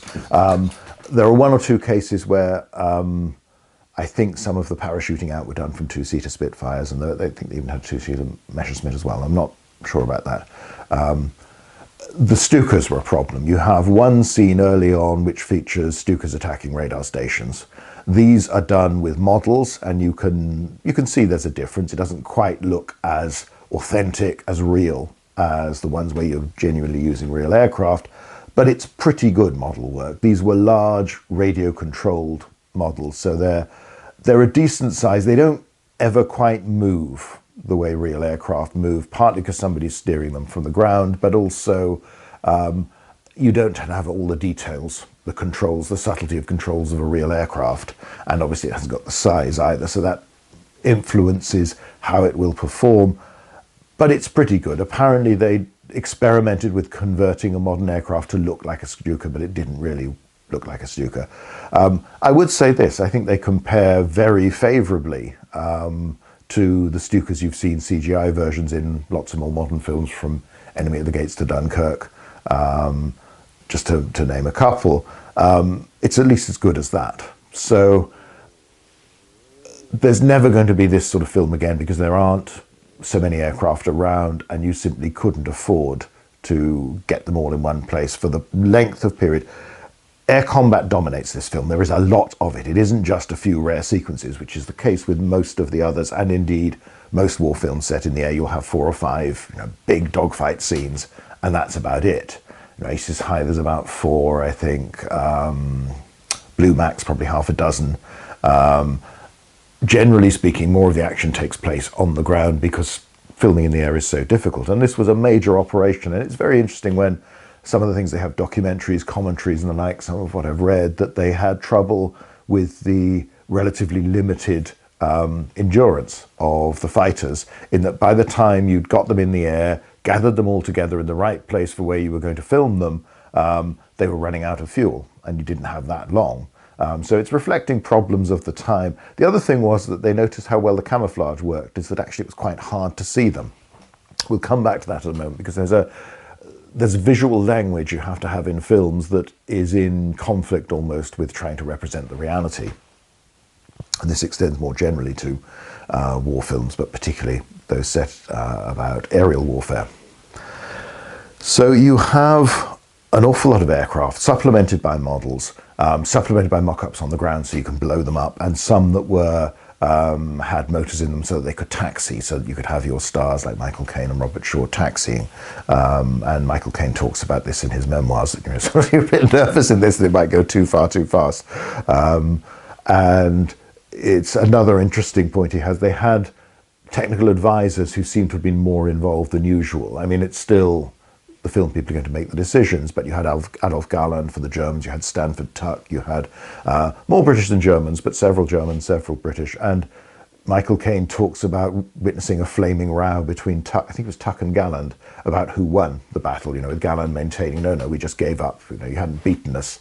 And Tuck saying, oh, we did, and all this sort of thing. And Caine saying, oh, up until that point, he used to read a lot about the Second World War. Obviously, he'd been an evacuee, he'd lived through it. But it seemed a bit less important then, when it was just older men yelling at each other, and he lost a lot of that interest. So as I say, you can't see this being made today. I don't think they could get as many big stars. I think it would be even less likely, and it was a struggle at the time because a lot of the money for this came from MGM. This is a story without American characters. You've got Christopher Plummer as a Canadian, but doesn't have an obvious while. I expect that generation of audience was still more familiar with the Battle of Britain. I'm not sure how much a modern audience in the USA and the international audience would be. I hope I'm wrong, but I suspect that's true. Here we are 85 years on from the Battle of Britain as I make this film. So to get that sort of money and to tell a basically British story and then tell it in a very balanced way, because you get the German side and the British side, the German cast speak in German, it's subtitled, so they don't just put on a German accent and try and sound very Teutonic. It's much more natural. I mean, in different versions you can tell the subtitling has sometimes been a bit free with its translation, but nevertheless that's trying, like The Longest Day and A Bridge Too Far. I suppose The Bridge Too Far that came less than a decade later was probably the last of this sort of film. It's within the category of that. It is epic in scale. It's huge resources, and it has lots of famous actors playing quite limited roles. Essentially everybody's a supporting cast. There isn't a central hero or heroes. The other thing, of course, is that you'd never get the aircraft together. Today they would do it with CGI, and so far none of the CGI efforts have consistently looked as authentic as this. I mean, obviously they have advantages in that you can put in tracer, you can see the lines of the bullets being shot at a target. You could even reflect, I'm sure, the DeWilde ammunition that was designed to sort of sparkle when you hit the target to help fighter command pilots aim. The problem with CGI, well, it's twofold really. One is that, yes, as it gets more sophisticated, as the processing power is that much greater, they can start to represent the shadows, the texture of aircraft better and better, and some of it, it's pretty good. It's then that much harder. It's a little bit like the remote controlled aircraft that were often used in the Battle of Britain and others. Representing that aircraft, getting it as moving like it's being flown by a pilot rather than a controller who's looking at it from the outside, is that much harder, no matter how accurate your model of flight might be in the program. So that they tend to be a bit too neat. And then that extends to the, when you see the formations look too neat. The Battle of Britain ones, yes, these are not being done by combat pilots of the time. So obviously they are doing things, their safety is rather more of a concern than it would be. On the other hand, most of the Spanish pilots were Spanish Air Force people, so and generally speaking, the stand all round is pretty good. And people flying them, there is more chance they had experience of this sort of aircraft, fairly extensive at some point in their training, if not obviously for deployment.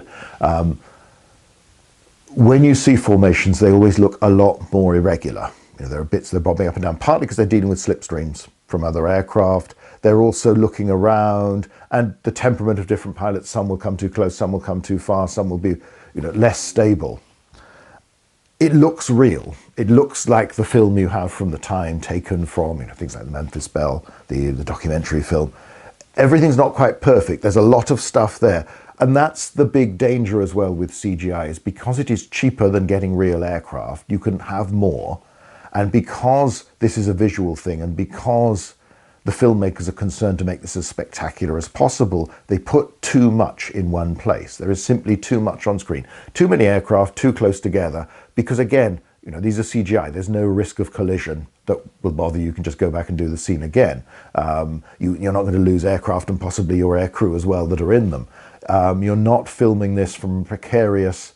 When you look, I think they had a Mitchell, a bomber, with the rear turret removed and one of the cameras was there. You look at that, and there have been a few cases over the years in filming where cameramen, because they didn't want to be strapped in to be able to do their job properly, fell and died. There's an element of jeopardy within it all that gives helps the reality in a way, and that you don't get that with CGI. Now, CGI has improved dramatically since it first came in. You might well do all of things. I just wonder whether the mindset behind how it's done needs sometimes to be a little bit different. They're thinking very much as a picture and almost a cartoon, rather than let's actually, how would these behave? But the big problem is that there's too much, and this tends to come in. So I don't think we'll ever get anything quite like this, but I hope to be proved wrong. As I say, this is one of my favourite films, and it'd be great to see other air combat films. The Midway film that was in the cinema a few years ago wasn't bad. A lot of that looked pretty good, but then when you had the dogfights, everything was too fast. Everyone was rushing in. There was too much on screen, simply too much crowded together, and aircraft would squirt, boop, boop, and somebody would catch fire and blow up or dive down. They weren't missing enough. They weren't blasting away and not hitting a sausage, as Christopher Plummer says. And you do get more of that in the Battle of Britain. That's quite nice. Aircraft will come together, they will shoot, you'll hear the pop, pop, pop, pop, pop, the sound effect. You might see a close-up with flashing lights on where the gun port should be. But sometimes aircraft pass each other and neither's shot down. It's not everything is to the death, and that's important. And Piece of Cake does that to an extent on its smaller scale. So let's come to the film itself and talk really about the concept. It is an effort to tell the wider story of the Battle of Britain. So this is a film about an event. The higher level characters are based on real people or are real people. So you have Laurence Olivier playing Dowding, who's a presence. He's there very early on walking along that corridor. He's there at the end walking out of his office to sort of stare up into the heavens, and that's when you get the list of the casualties and the participants of the battle. And never in the field of human conflict was so much owed by so many to so few. And you get characters playing Goering. Hitler appears briefly. Park, Lee Mallory only in one or two scenes. I think is it just the one? Below that level, everybody's fictional. So most of our big names are actually playing invented characters, station commanders. Susanna York is the WAF section officer. Christopher Plummer is Squadron Leader Harvey. Michael Caine is Canfield, I think. I can't remember what Robert Shaw is called.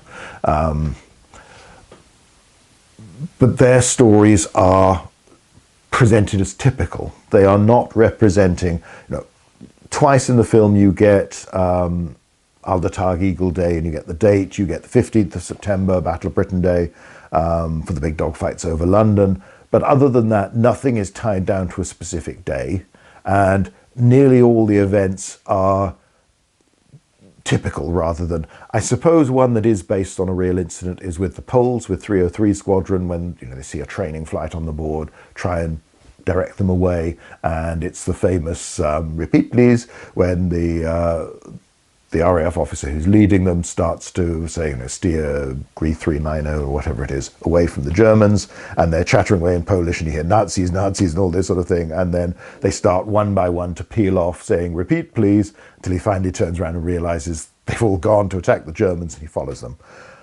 That's based on a real incident, but in the real incident, only one aircraft peeled away, attacked a German formation, and shot down an enemy aircraft. There is dispute over whether the pilot deliberately ignored an order, or actually whether the radio sets at that time they had, which were not yet improved and fairly basic, weren't working well enough, and he didn't hear the order and just followed his instincts and went to attack. It's a marvelous scene. It's a funny scene. It's not quite how it happened in reality. Pardonable artistic license, but it's, again, I think actually date-wise, they sort of move it, suggest it's slightly later than it really happened. But that's it. You have otherwise raids come in, the RAF respond. You see the Germans on in their bombers. You'll see lots, other Norway attacks. Sorry, the attack from Norway is the other major event you see, where you see Heinkels coming in. In this case, they talk about outside the range of our fighters. They were escorted by Me-110s, normally two-seaters, but the rear gunner was left behind just for weight to get them that far across the North Sea, and over 20 aircraft are shot down without loss by the RAF, and those figures seem pretty good for all the overclaiming you get elsewhere.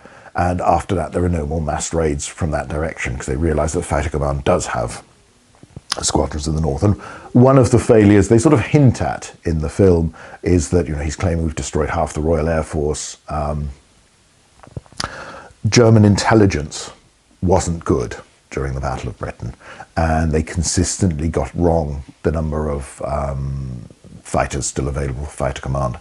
They often attacked bases that weren't Fighter Command bases. They attacked factories that didn't produce Spitfires or Hurricanes. So you get, as I say, those few events that you can tie to a specific day and a specific event, but other than that, everything is generic. So I think that works in this, and it's often, it's the best way. You either follow a specific group of characters through fairly specific events that you may modify a bit from reality, but they're trying to represent what really happened to the right time scale, or you do this where it's more generally a reflection of what is going on. And I think this works better, particularly for something like the Battle of Britain. So you have, the squadrons you don't get their numbers, you don't even get a fictional squadron like Hornet Squadron in A Piece of Cake, or in Angels 1-5, they've all got 4-digit numbers instead of the 3 or 2-digit numbers that were normal. And you see the, in the ops room, you see the signs up with, the status of the squadron. You see the actual squadron numbers there, and they do refer a few times to 56111, this sort of thing, real squadrons that were there. But you're never led to believe your characters are that, which does mean that you don't know what's going to happen to your characters. So it makes it all the more of a shock when Michael Caine, for instance, is killed. So you have, let's go through it just a little bit with story-wise. So you have France leading to Dunkirk, and then the scene of the BBC announcer talking about, or newsreader saying, in the House of Commons, Prime Minister Emmanuel Macron called the Battle of France is over, the Battle of Britain is about to begin. And then you get the captions up, the title up on the screen, the Junkers 52 flying with to inspect the serried ranks of Heinkels. And say, again, from the beginning, it sets its kind of, this is going to be grand, this is going to be big. And again, you get these sweeping shots of air bases, of air formations, of a sort that you rarely get elsewhere, and in a quantity you don't get elsewhere. Because you're not really focusing on anybody's individual story in much detail, there isn't a lot of character development. The main thing, I suppose, is the Christopher Plummer and Susanna York troubled marriage. Sometimes that doesn't really work terribly well. The Susanna York character is written so that at times you get flashes of the capable officer she's clearly meant to be, and that reflection of how important the WAFs were as part of this wider fighter command structure for making all this possible and making the system work. And you see them at the plotters at the table, but you don't get to know them. There's probably more in Angels 1-5 about that element of things. At times the character's written almost a bit of a dumb blonde and can get a bit irritating. And then Christopher Plummer's character is also written as fairly irritating. We don't know enough about them to know why they're arguing quite so much. She has that, when he's realised they're being bombed in London, and she sort of gets all playful with the sheet and comes up pretending to be a ghost behind him. The timing moments where you see, and at times she does look a bit too actressy. She's very glamorous, all this sort of thing, slightly wiggles as she walks along, doesn't quite look the professional officer. Now, maybe there were WAF officers as glamorous as that at the time, but it slightly weakens the impact. But again, because they're only part of a wider story, you do feel there's too much of them on screen without there being enough for us to feel for them all that much. And you get the shock when she's introduced to a character who's been burned, when he's been shot down, and then of course this happens to Christopher Plummer, and she hears about that and her sort of shock and horror and that. So that's probably the biggest story. I suppose Ian McShane with his family, he gets the wife and children evacuated, but she goes back to London because she's bored. He hears from a letter early on. Later on leave, he goes to London just as the Blitz in London has started, and goes to the evacuation centre in a church, brings in, this was something, maybe it's being the younger son myself, but he brings model Spitfires, wooden Spitfires he's made for his 2 boys, but the older one gets a big one and the younger boy gets a small one, which always struck me as desperately unfair. And I think that I was lucky, my parents always worked on the basis that the 2 get the same, exactly the same regardless of age. So I always felt a bit, and then of course he gets called away, the centre gets bombed, he loses them. So there's the tragedy within his story, but it's a reflection more, it gives an idea of just what everybody's going through on top of the combat these pilots are suffering, and it makes you feel for him. And you've got the the good line when he's got the little boy, he's leading him to the evacuation center and saying, you know, the boy doesn't believe him that he's a fighter pilot, and sergeants don't fly Spitfires, only officers fly Spitfires. And the little bit like, what about your top button? And he undoes the top button, which was the classic fighter pilot pose, which you see nearly, you know, all the other scenes everybody's done, it isn't commented upon. And they say, oh, anybody could do that, and all this sort of thing. So it's like the earlier, you've got the old man coming in stunned, you know, they've got the Rose and Crown, they've got the Rose and Crown. And the old women saying, oh, we'll have to drink at the Red Lion if they'll have him. And there are the bits of humour all through the film along with the tragedy. So it's trying to cover a lot, but things like that have to be rushed through. So you could say in terms of detailed character development, there isn't a lot of that in the film because that's not what it's about. And this is a film about events, primarily. You get the initial attacks, you get the Stukas going for the radar stations. Again, another thing you'll have, there's lots of bits thrown into this film. The WAF operator refers to, I confirm no IFF. You know, the identification that you had that sent out this signal, this pulse to tell you that it was a friendly aircraft. They don't explain that, it's just there in the film. In the same way that later on they refer to Stuffy, you know, to make Stuffy's day. That was Dowding's nickname from the First World War that had stuck through in his Air Force service. They don't explain things, they either assume you know or it's just presented in a way where if you don't know, it doesn't matter for the story. The classic one that's been told to me more than once by RAF ground crew is the, you know, I'm sure it's an apocryphal story, but of the officer pilot going through a checklist on his aircraft after a test flight and saying, oh, the IFF doesn't work when in the OFF position, and the you know, the Ricker replying, well, that's the off switch, sir. Always makes me think of that anyway when I hear the thing. But it's well done. You get Michael Caine's squadrons vectored in, shoots up the Stukas, you see them blow up, you see the two crash into each other. It's, you know, it's well done. It's dramatic stuff. You'll move on to more wider things you've had with Robert Shaw's squadron. You've seen earlier on the new pilot is very inexperienced, you know, bumps a daisy as he's landing. Shaw takes him out, and Banks does a practice attack from the sun. He doesn't see him. He's like, oh, I thought you might come from there. Don't think, look, search for the and so on. That, of course, leads to the fact when they're scrambled afterwards in an air raid that poor lad is bounced by a 109 that comes out of the sun. You need to whirl in front, shoot him, burst of fire, suggesting that he's hit as well as the aircraft, and goes down, blows up. They've lost him, they've lost sight of him. It reflects some of that, the difficulty of seeing things, how easy it is to lose people in the air, and how big the sky is, and how with a short maneuver, the speed even of these aircraft, let alone modern aircraft, means that very quickly you can either be in a crowded sky or an empty sky. Later on, you'll get lots of attacks on formations of Heinkels. You'll get dogfights with the 109s. You'll get them, they hit the Heinkels, then the escort comes down. Ian McShane gets shot down, ends up in the channel. You see there, he's chasing after a 109, firing at it when its wingman comes in behind him, shoots him down. Again, it's not highlighted that this is the Germans fight in pairs, but it's nicely done.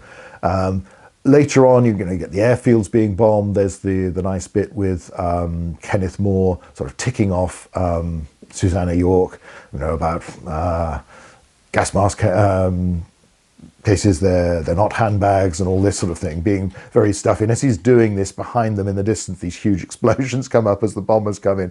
They run to the shelter and all this sort of thing, the trench. And then you get the devastation where, that's again really well done, because there at Duxford, the film crew blew up a hangar. You know, this is not a model, this is not some set, that was a real World War II vintage, an earlier hangar that the film people blew up, and you can see the space where it was today. And it looks like that because, again, like all real explosions, there's a lot more dust than you get when sets go up. It's a bit like the houses being smashed in Bridge at Remagen. They're real, and it's a lot messier and dustier and dirtier. So you get that sense of the Germans targeting the airfields early on, and also the attrition rate as pilots are shot down. There's a scene I always think is very well done later on, where you get, Michael Caine's squadron moves from their base that's been badly battered to an old flying school, you know, and he complains about a nasty little hut full of dead flies, and at least you won't have the Germans coming to visit you. And he said, I don't blame them. You then move to that, you see him in the cockpit with about half a dozen Spitfires, engines running, and he's talking to control and saying, you know, the engine's overheating and so am I. We'll either take off or blow up. And one of the pilots sort of grins at the comment. They eventually get the signal from a flare pistol, very light pistol, to take off. They take off, they're climbing. You then flash, as you see the Spitfires going up, you see a formation of Messerschmitts up higher. You see the leader in one of the cockpits looking around, spots the Spitfires below them, and they calls the orders, you know, tells people they're down there, and they move down to attack. And you get a representation of a bounce, an advantage of height and of seeing the enemy first. So they come in, the Spitfires you've only seen are, you know, very small, even on a big TV screen. They were, even in the cinema, they were still quite small. They're enough so you can see them, but giving some sense of how tiny aircraft could look when you spot them or when you start to plan. So the Germans come in, they bounce the squadron. A couple of the Spitfires get shot down in the first pass quickly, and you see the shock in the pilots, the sudden, again, reacting. They've seen them at the last minute. It's too late to do anything about it. Michael Caine survives the first pass, gets to shoot down a 109, but then one of our German characters comes behind him, starts following on the tail, starts shooting at him. And again, you don't see, you see his Spitfire catches fire. It then, flashback to German fires again, the Spitfire blows up. It's actually a model of a Hurricane when it finally blows up. The nerd in me has to notice this. Again, it shows how many times I've watched this film. And I think actually it's probably the same Hurricane blowing up from a different angle that when Christopher Plummer's aircraft, just after he's bailed out, finally explodes. And you get the surviving pilot in a smoking aircraft makes it back. So the implication is they've lost 4 or 5 aircraft. And, you know, they just fell on us, and they got my number 2 and the CO. Saw Canfield go down. He blew up, just blew up. That sense of exhaustion, panic, shock is well done. It's a fairly small sequence. It's not the most spectacular battle in the film. It's interesting, in that Michael Caine gets killed. It took me multiple watchings to work out when he actually gets killed. You know by the time you've got to the ground that he's gone. But it's, again, it's a factor true of all air combat pictures, particularly from the Second World War onwards, is that most of your characters are wearing flying helmets, oxygen masks, and often goggles as well, which means you get very little of the face to see them, to recognize them. So it was another one of those, can you spot when Michael Caine gets killed? So you have a sense, excuse me, a sense of how air fighting works. It's not emphasized, it's not rammed down your throat, but if you know what you're looking at, you get an idea of this is how height gave an advantage, seeing the enemy first gave another advantage. If you were in the right position to attack, your first attack could be devastating. That's where an awful lot of the kills occur and people get shot down, is in that initial bounce, that initial attack, when the enemy doesn't know you're there or doesn't know till the last minute. There's a classic case from 18th of August where a Hurricane squadron is flying along in tight Vics with 2 Weavers flying behind, and a German Staffel leader, his name escapes me at the moment, comes down on his own, having spotted them. He's leaving his men to cover, and shoots down the 2 Weavers and the 2 rear Hurricanes without the squadron really knowing what's happening. They just go, because they're busy in close formation looking around at each other, and they weren't expecting it, and it all happens so quickly. In fact, he ends up being hit with debris from one of the Hurricanes and has to go back to France because his aircraft's been damaged. But there's no real dogfight subsequently, at least involving him. It gives a sense of that. As I say, it's not emphasized. The big problem that you have with air combat films like this is that it's stealth and creeping up on people and shooting them in the back before you know they know you're there that is the most effective tactic. That's what you're trying to do. And they give hints to this in the film, the importance of coming out of the sun, height, all this sort of thing. But visually, that's not that great. Dogfights are more dramatic, whirling, trying to outturn the enemy, looking back, shooting at him, your friend coming in to protect your tail, all this sort of thing. What leads to, and obviously this was a big inspiration for it, the dogfights in the Star Wars movies from The New Hope onwards. You know, That's really dramatic. It's easier for the audience to understand, and all your visual battles have to tell the audience something. They have to make the audience feel they understand what's happening, what's going on, who's winning, and in some sense why, and look dramatic as well. So the point in real air combat is not to be seen. To avoid the enemy's gaze, spot the enemy before he can see you. Obviously in a film we want to see stuff. We don't just want... A Piece of Cake to some extent did this, where the 109s would just appear almost from nowhere. You might occasionally see a picture of them up, 2 or 3 of them up high, and then they'd almost be in the reflection in the mirror in front of the pilot, and suddenly boom, boom, boom, boom, and that character's out of it, or that aircraft shot down, or it's a near miss. That's more of a reflection of reality, but it is more confusing. So striking a balance between showing how things really happened and making it intelligible to the audience and impressive to the audience is a difficult thing. And inevitably and naturally, and I'm sure rightly, filmmakers will go towards them making it look good and be understandable, be intelligible. That's the point. There's no point really, particularly in a film like this where you get lots of dogfights, some of them quite brief, and usually they involve some of our characters, but some of them are fairly impressionistic. It gives a sense of intense fighting. And this will lead on to, as the Germans switch to London, you get the more aircraft, more time to respond, more squadrons to be concentrated. They emphasize this with the big wings from 12 Group and Lee Mallory's people. They don't mention Marder and all this sort of thing. But it was more generally, there was simply more time even for 11 Group. And by this time, when possible, Park did tend to try and get 2 or more squadrons intercepting at the same time. But for much of the battle, that was simply not possible in the time they had.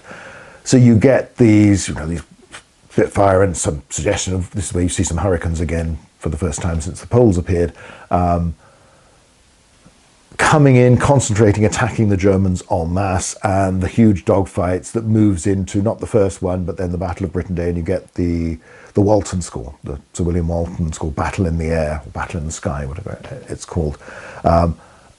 Apparently there was a misunderstanding. He only wrote a short bit, and there was at least some thought earlier on that he would have provided the soundtrack for the whole film. I'm rather glad he didn't. I think this is effective and disturbing in this sequence as it's done, sort of culmination of all the fighting, because afterwards you'll go to showing just how exhausted everybody is. And I think if it had been similar all the way through, it would be less powerful and perhaps a bit too jarring, because some of this is unpleasant music. It's because it's showing really unpleasant, terrible things, whether it's the Heinkel crew desperately trying to get out of a burning bomber before it explodes, whether it's the, you get the little bits of dialogue with, come in Red 2, I can barely see you, or come closer Red 2, I can barely see you, that sort of thing. And then the WAF, just that single line that I always thought was repeated, but it isn't, it's just the once, come in Blue 2, of the fellow you see wounded in the leg, unable to open the canopy of his Spitfire, and then Spitfire crashes on the beach. In a sequence, I know that's, like a lot of other things, is used in the Midway movie, the old Charlton Heston one. This is the film that has been cannibalized for other films more than anything else, and for a lot of documentaries, and it holds up because of that. So you have the Ron Goodwin music, which I very much like. I think it works. You've got the triumphalist bit for the RAF that you first get when they hit the Norwegian raid and they're starting to run amok there. From the beginning, when it's the Battle of Britain is about to begin, you get I think it's called Aces High. It was originally titled the Luftwaffe March, but because I think it was the Guards wanted to play it before the Old Queen, they thought, well, we can't really play the Luftwaffe March, so it was switched to Aces High. I have a, that's the boom, boom, boom, boom, boom, boom, boom, boom, boom, boom, boom, boom, boom, boom, and so on. I'm going to inflict more of my humming on you. It sounds suitably Teutonic, but it also sounds, this is a very confident Air Force. You've just rolled over the Low Countries and France, and now Britain seems right for the picking. And that sense you have at the beginning that the pilots, they just want to get on with it because they know they're confident they can win. So I think it works very well, and the two contrast depending on which side is doing well. I also have a soft spot for this. When I was in the OTC at Oxford and we'd Finished going through recruit company, so John Moore Company as it was. We had a passing out parade up at Crickhowell in Wales. So lovely country, but when you're being deprived of sleep and running around a lot in the cold weather, it doesn't always seem like that.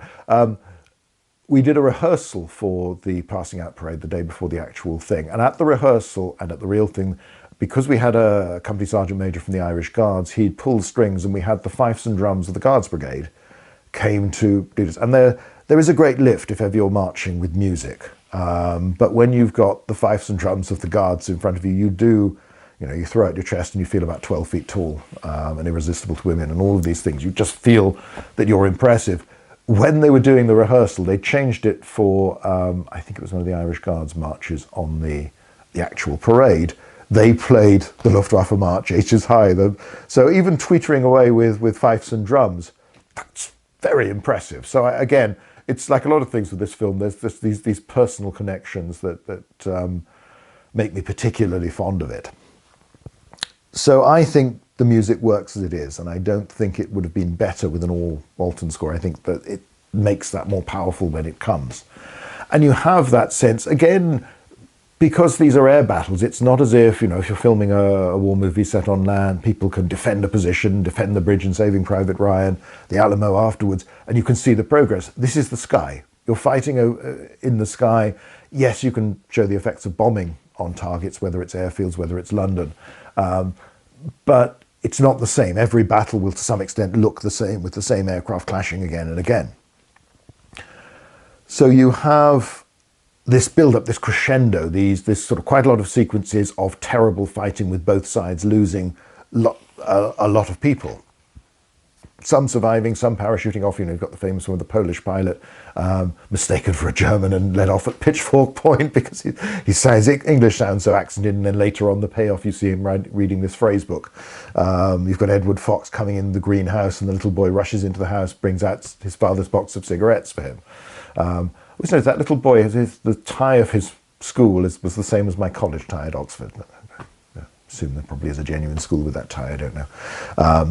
Anyway, you then build up to some of, for me, the finest scenes of the film, where you see Falker, the sort of gallant character, and his pilots sitting in silence, looking tired, looking weary in the empty places. They've marked back candles where they've lost people. They're still getting up, they're still doing the job, but they're tired. And then you see Robert Shaw's squadron arriving, looking so weary as they get off the truck. There isn't the freshness, there isn't the joking, the chatter that you've had in earlier scenes. And they all look tense, they all look exhausted. Ian McShane is smoking and looks as if he needs to suck on that to keep him going. Edward Fox just looks exhausted. The telephone goes, and it turns out that it's not a scramble. The one pilot who's been straining goes to the door. You can hear him retching, throwing up. Again, if it was a modern film, we'd no doubt see the vomit, but I don't think you need that. And it's only after that you see the ops room, no raids are coming in, and are up to something from Park, and then you flick over to see the Germans. Goring is going away, saying he's been betrayed, and you see the NCO you've seen earlier ordering his men to get life jackets. They're throwing them into a pile. You look at the harbour, it's empty of barges, all this sort of thing, and then Dowding will walk out as the triumphal music again comes up, and you can sense of victory, but also the cost of it all. It is the pilots who took part, which countries they came from, and how many died in the process, and the German losses as well. Now, to me, if you came to this film without much knowledge of the Battle of Britain, I think you'd actually come away with a reasonable sense of what it was all about, how it happened, and how it turned out. It's obviously greatly simplified. You are representing, I think officially it's now considered to be about 3-4 months of the battle, because it went well into October. Occurred all over the country. There were individual raids. Cardiff, near where I live, that was bombed several times. I mentioned the unexploded Luftwaffe bombs found just a few streets away from me here in Penarth just a few weeks ago. Now, I don't know when they were dropped, whether that was during the battle officially or later on in the Blitz period in this area. There were bombs on Liverpool, there were bombs all around Bristol, Portsmouth. you don't get the wider picture. You don't get all the details. You don't get Bolt & Paul Defiance. You don't get ME-110s. You don't get Dorniers. You don't get Junkers 88. You see the Stukas just once. This is very, very much simplified. And it's impressionistic. And it's characters who are meant to be representative, typical in many ways of those involved. So it is simplified. There is a lot more to the Battle of Britain than you have in this film. But the basics are there. And the shifts in German strategy, again, there were more than just this, but the big one between attacking fighter command directly in the airfields and then bombing London, partly with the intention of intimidating the British, making them surrender, but also with the idea that this would force fighter command to come up and you could shoot them down because they have to fight to protect the capital city. It's there. It's broadly there. The attitude of Dowding, the friction between Park and Lee Mallory, and you don't get all the politicking behind that. You don't get the full story. You don't get the later periods into the autumn.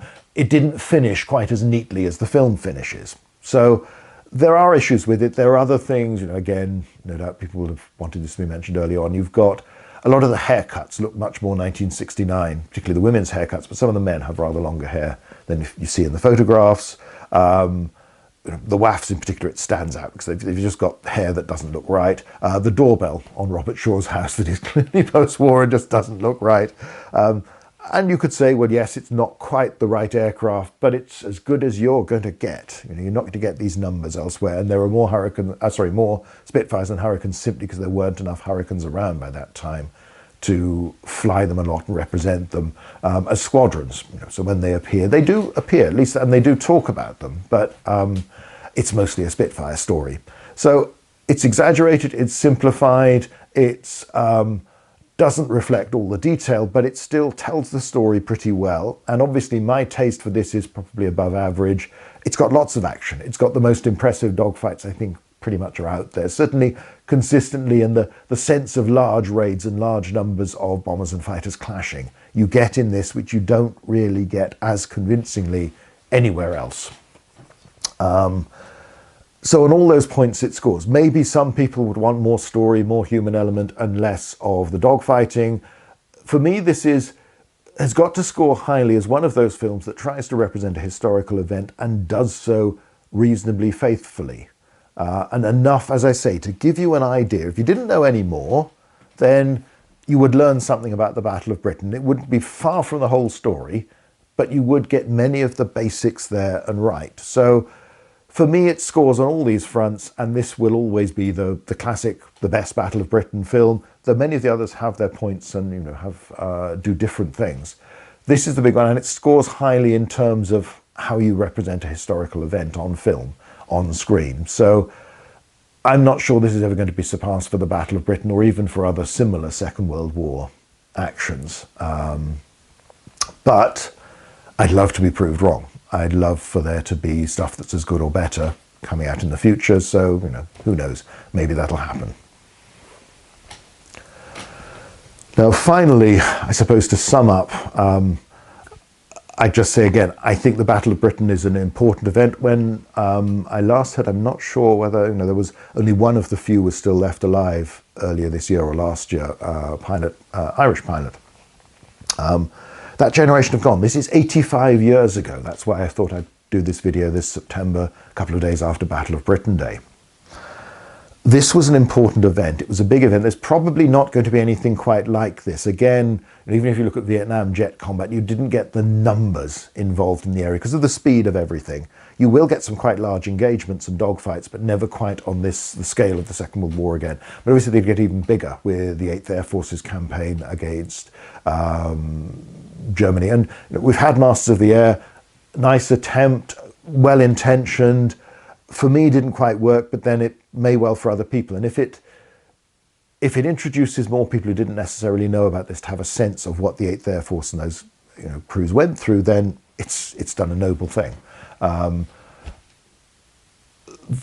But I don't think, this is these were moments in history. It's a bit like the First World War dogfights, again, that you're never going to get quite anything like that again. So it's had a broader influence in that these sorts of films, and particularly the Battle of Britain movie, have influenced the battles in so many science fiction things, from the Star Wars franchise to Babylon 5 and all sorts. Anything that has lots of fighter combat, small aircraft or small spaceship combat, tends to come back to these ideas. So it's important. It's also very much part of the history. As I say, I've mentioned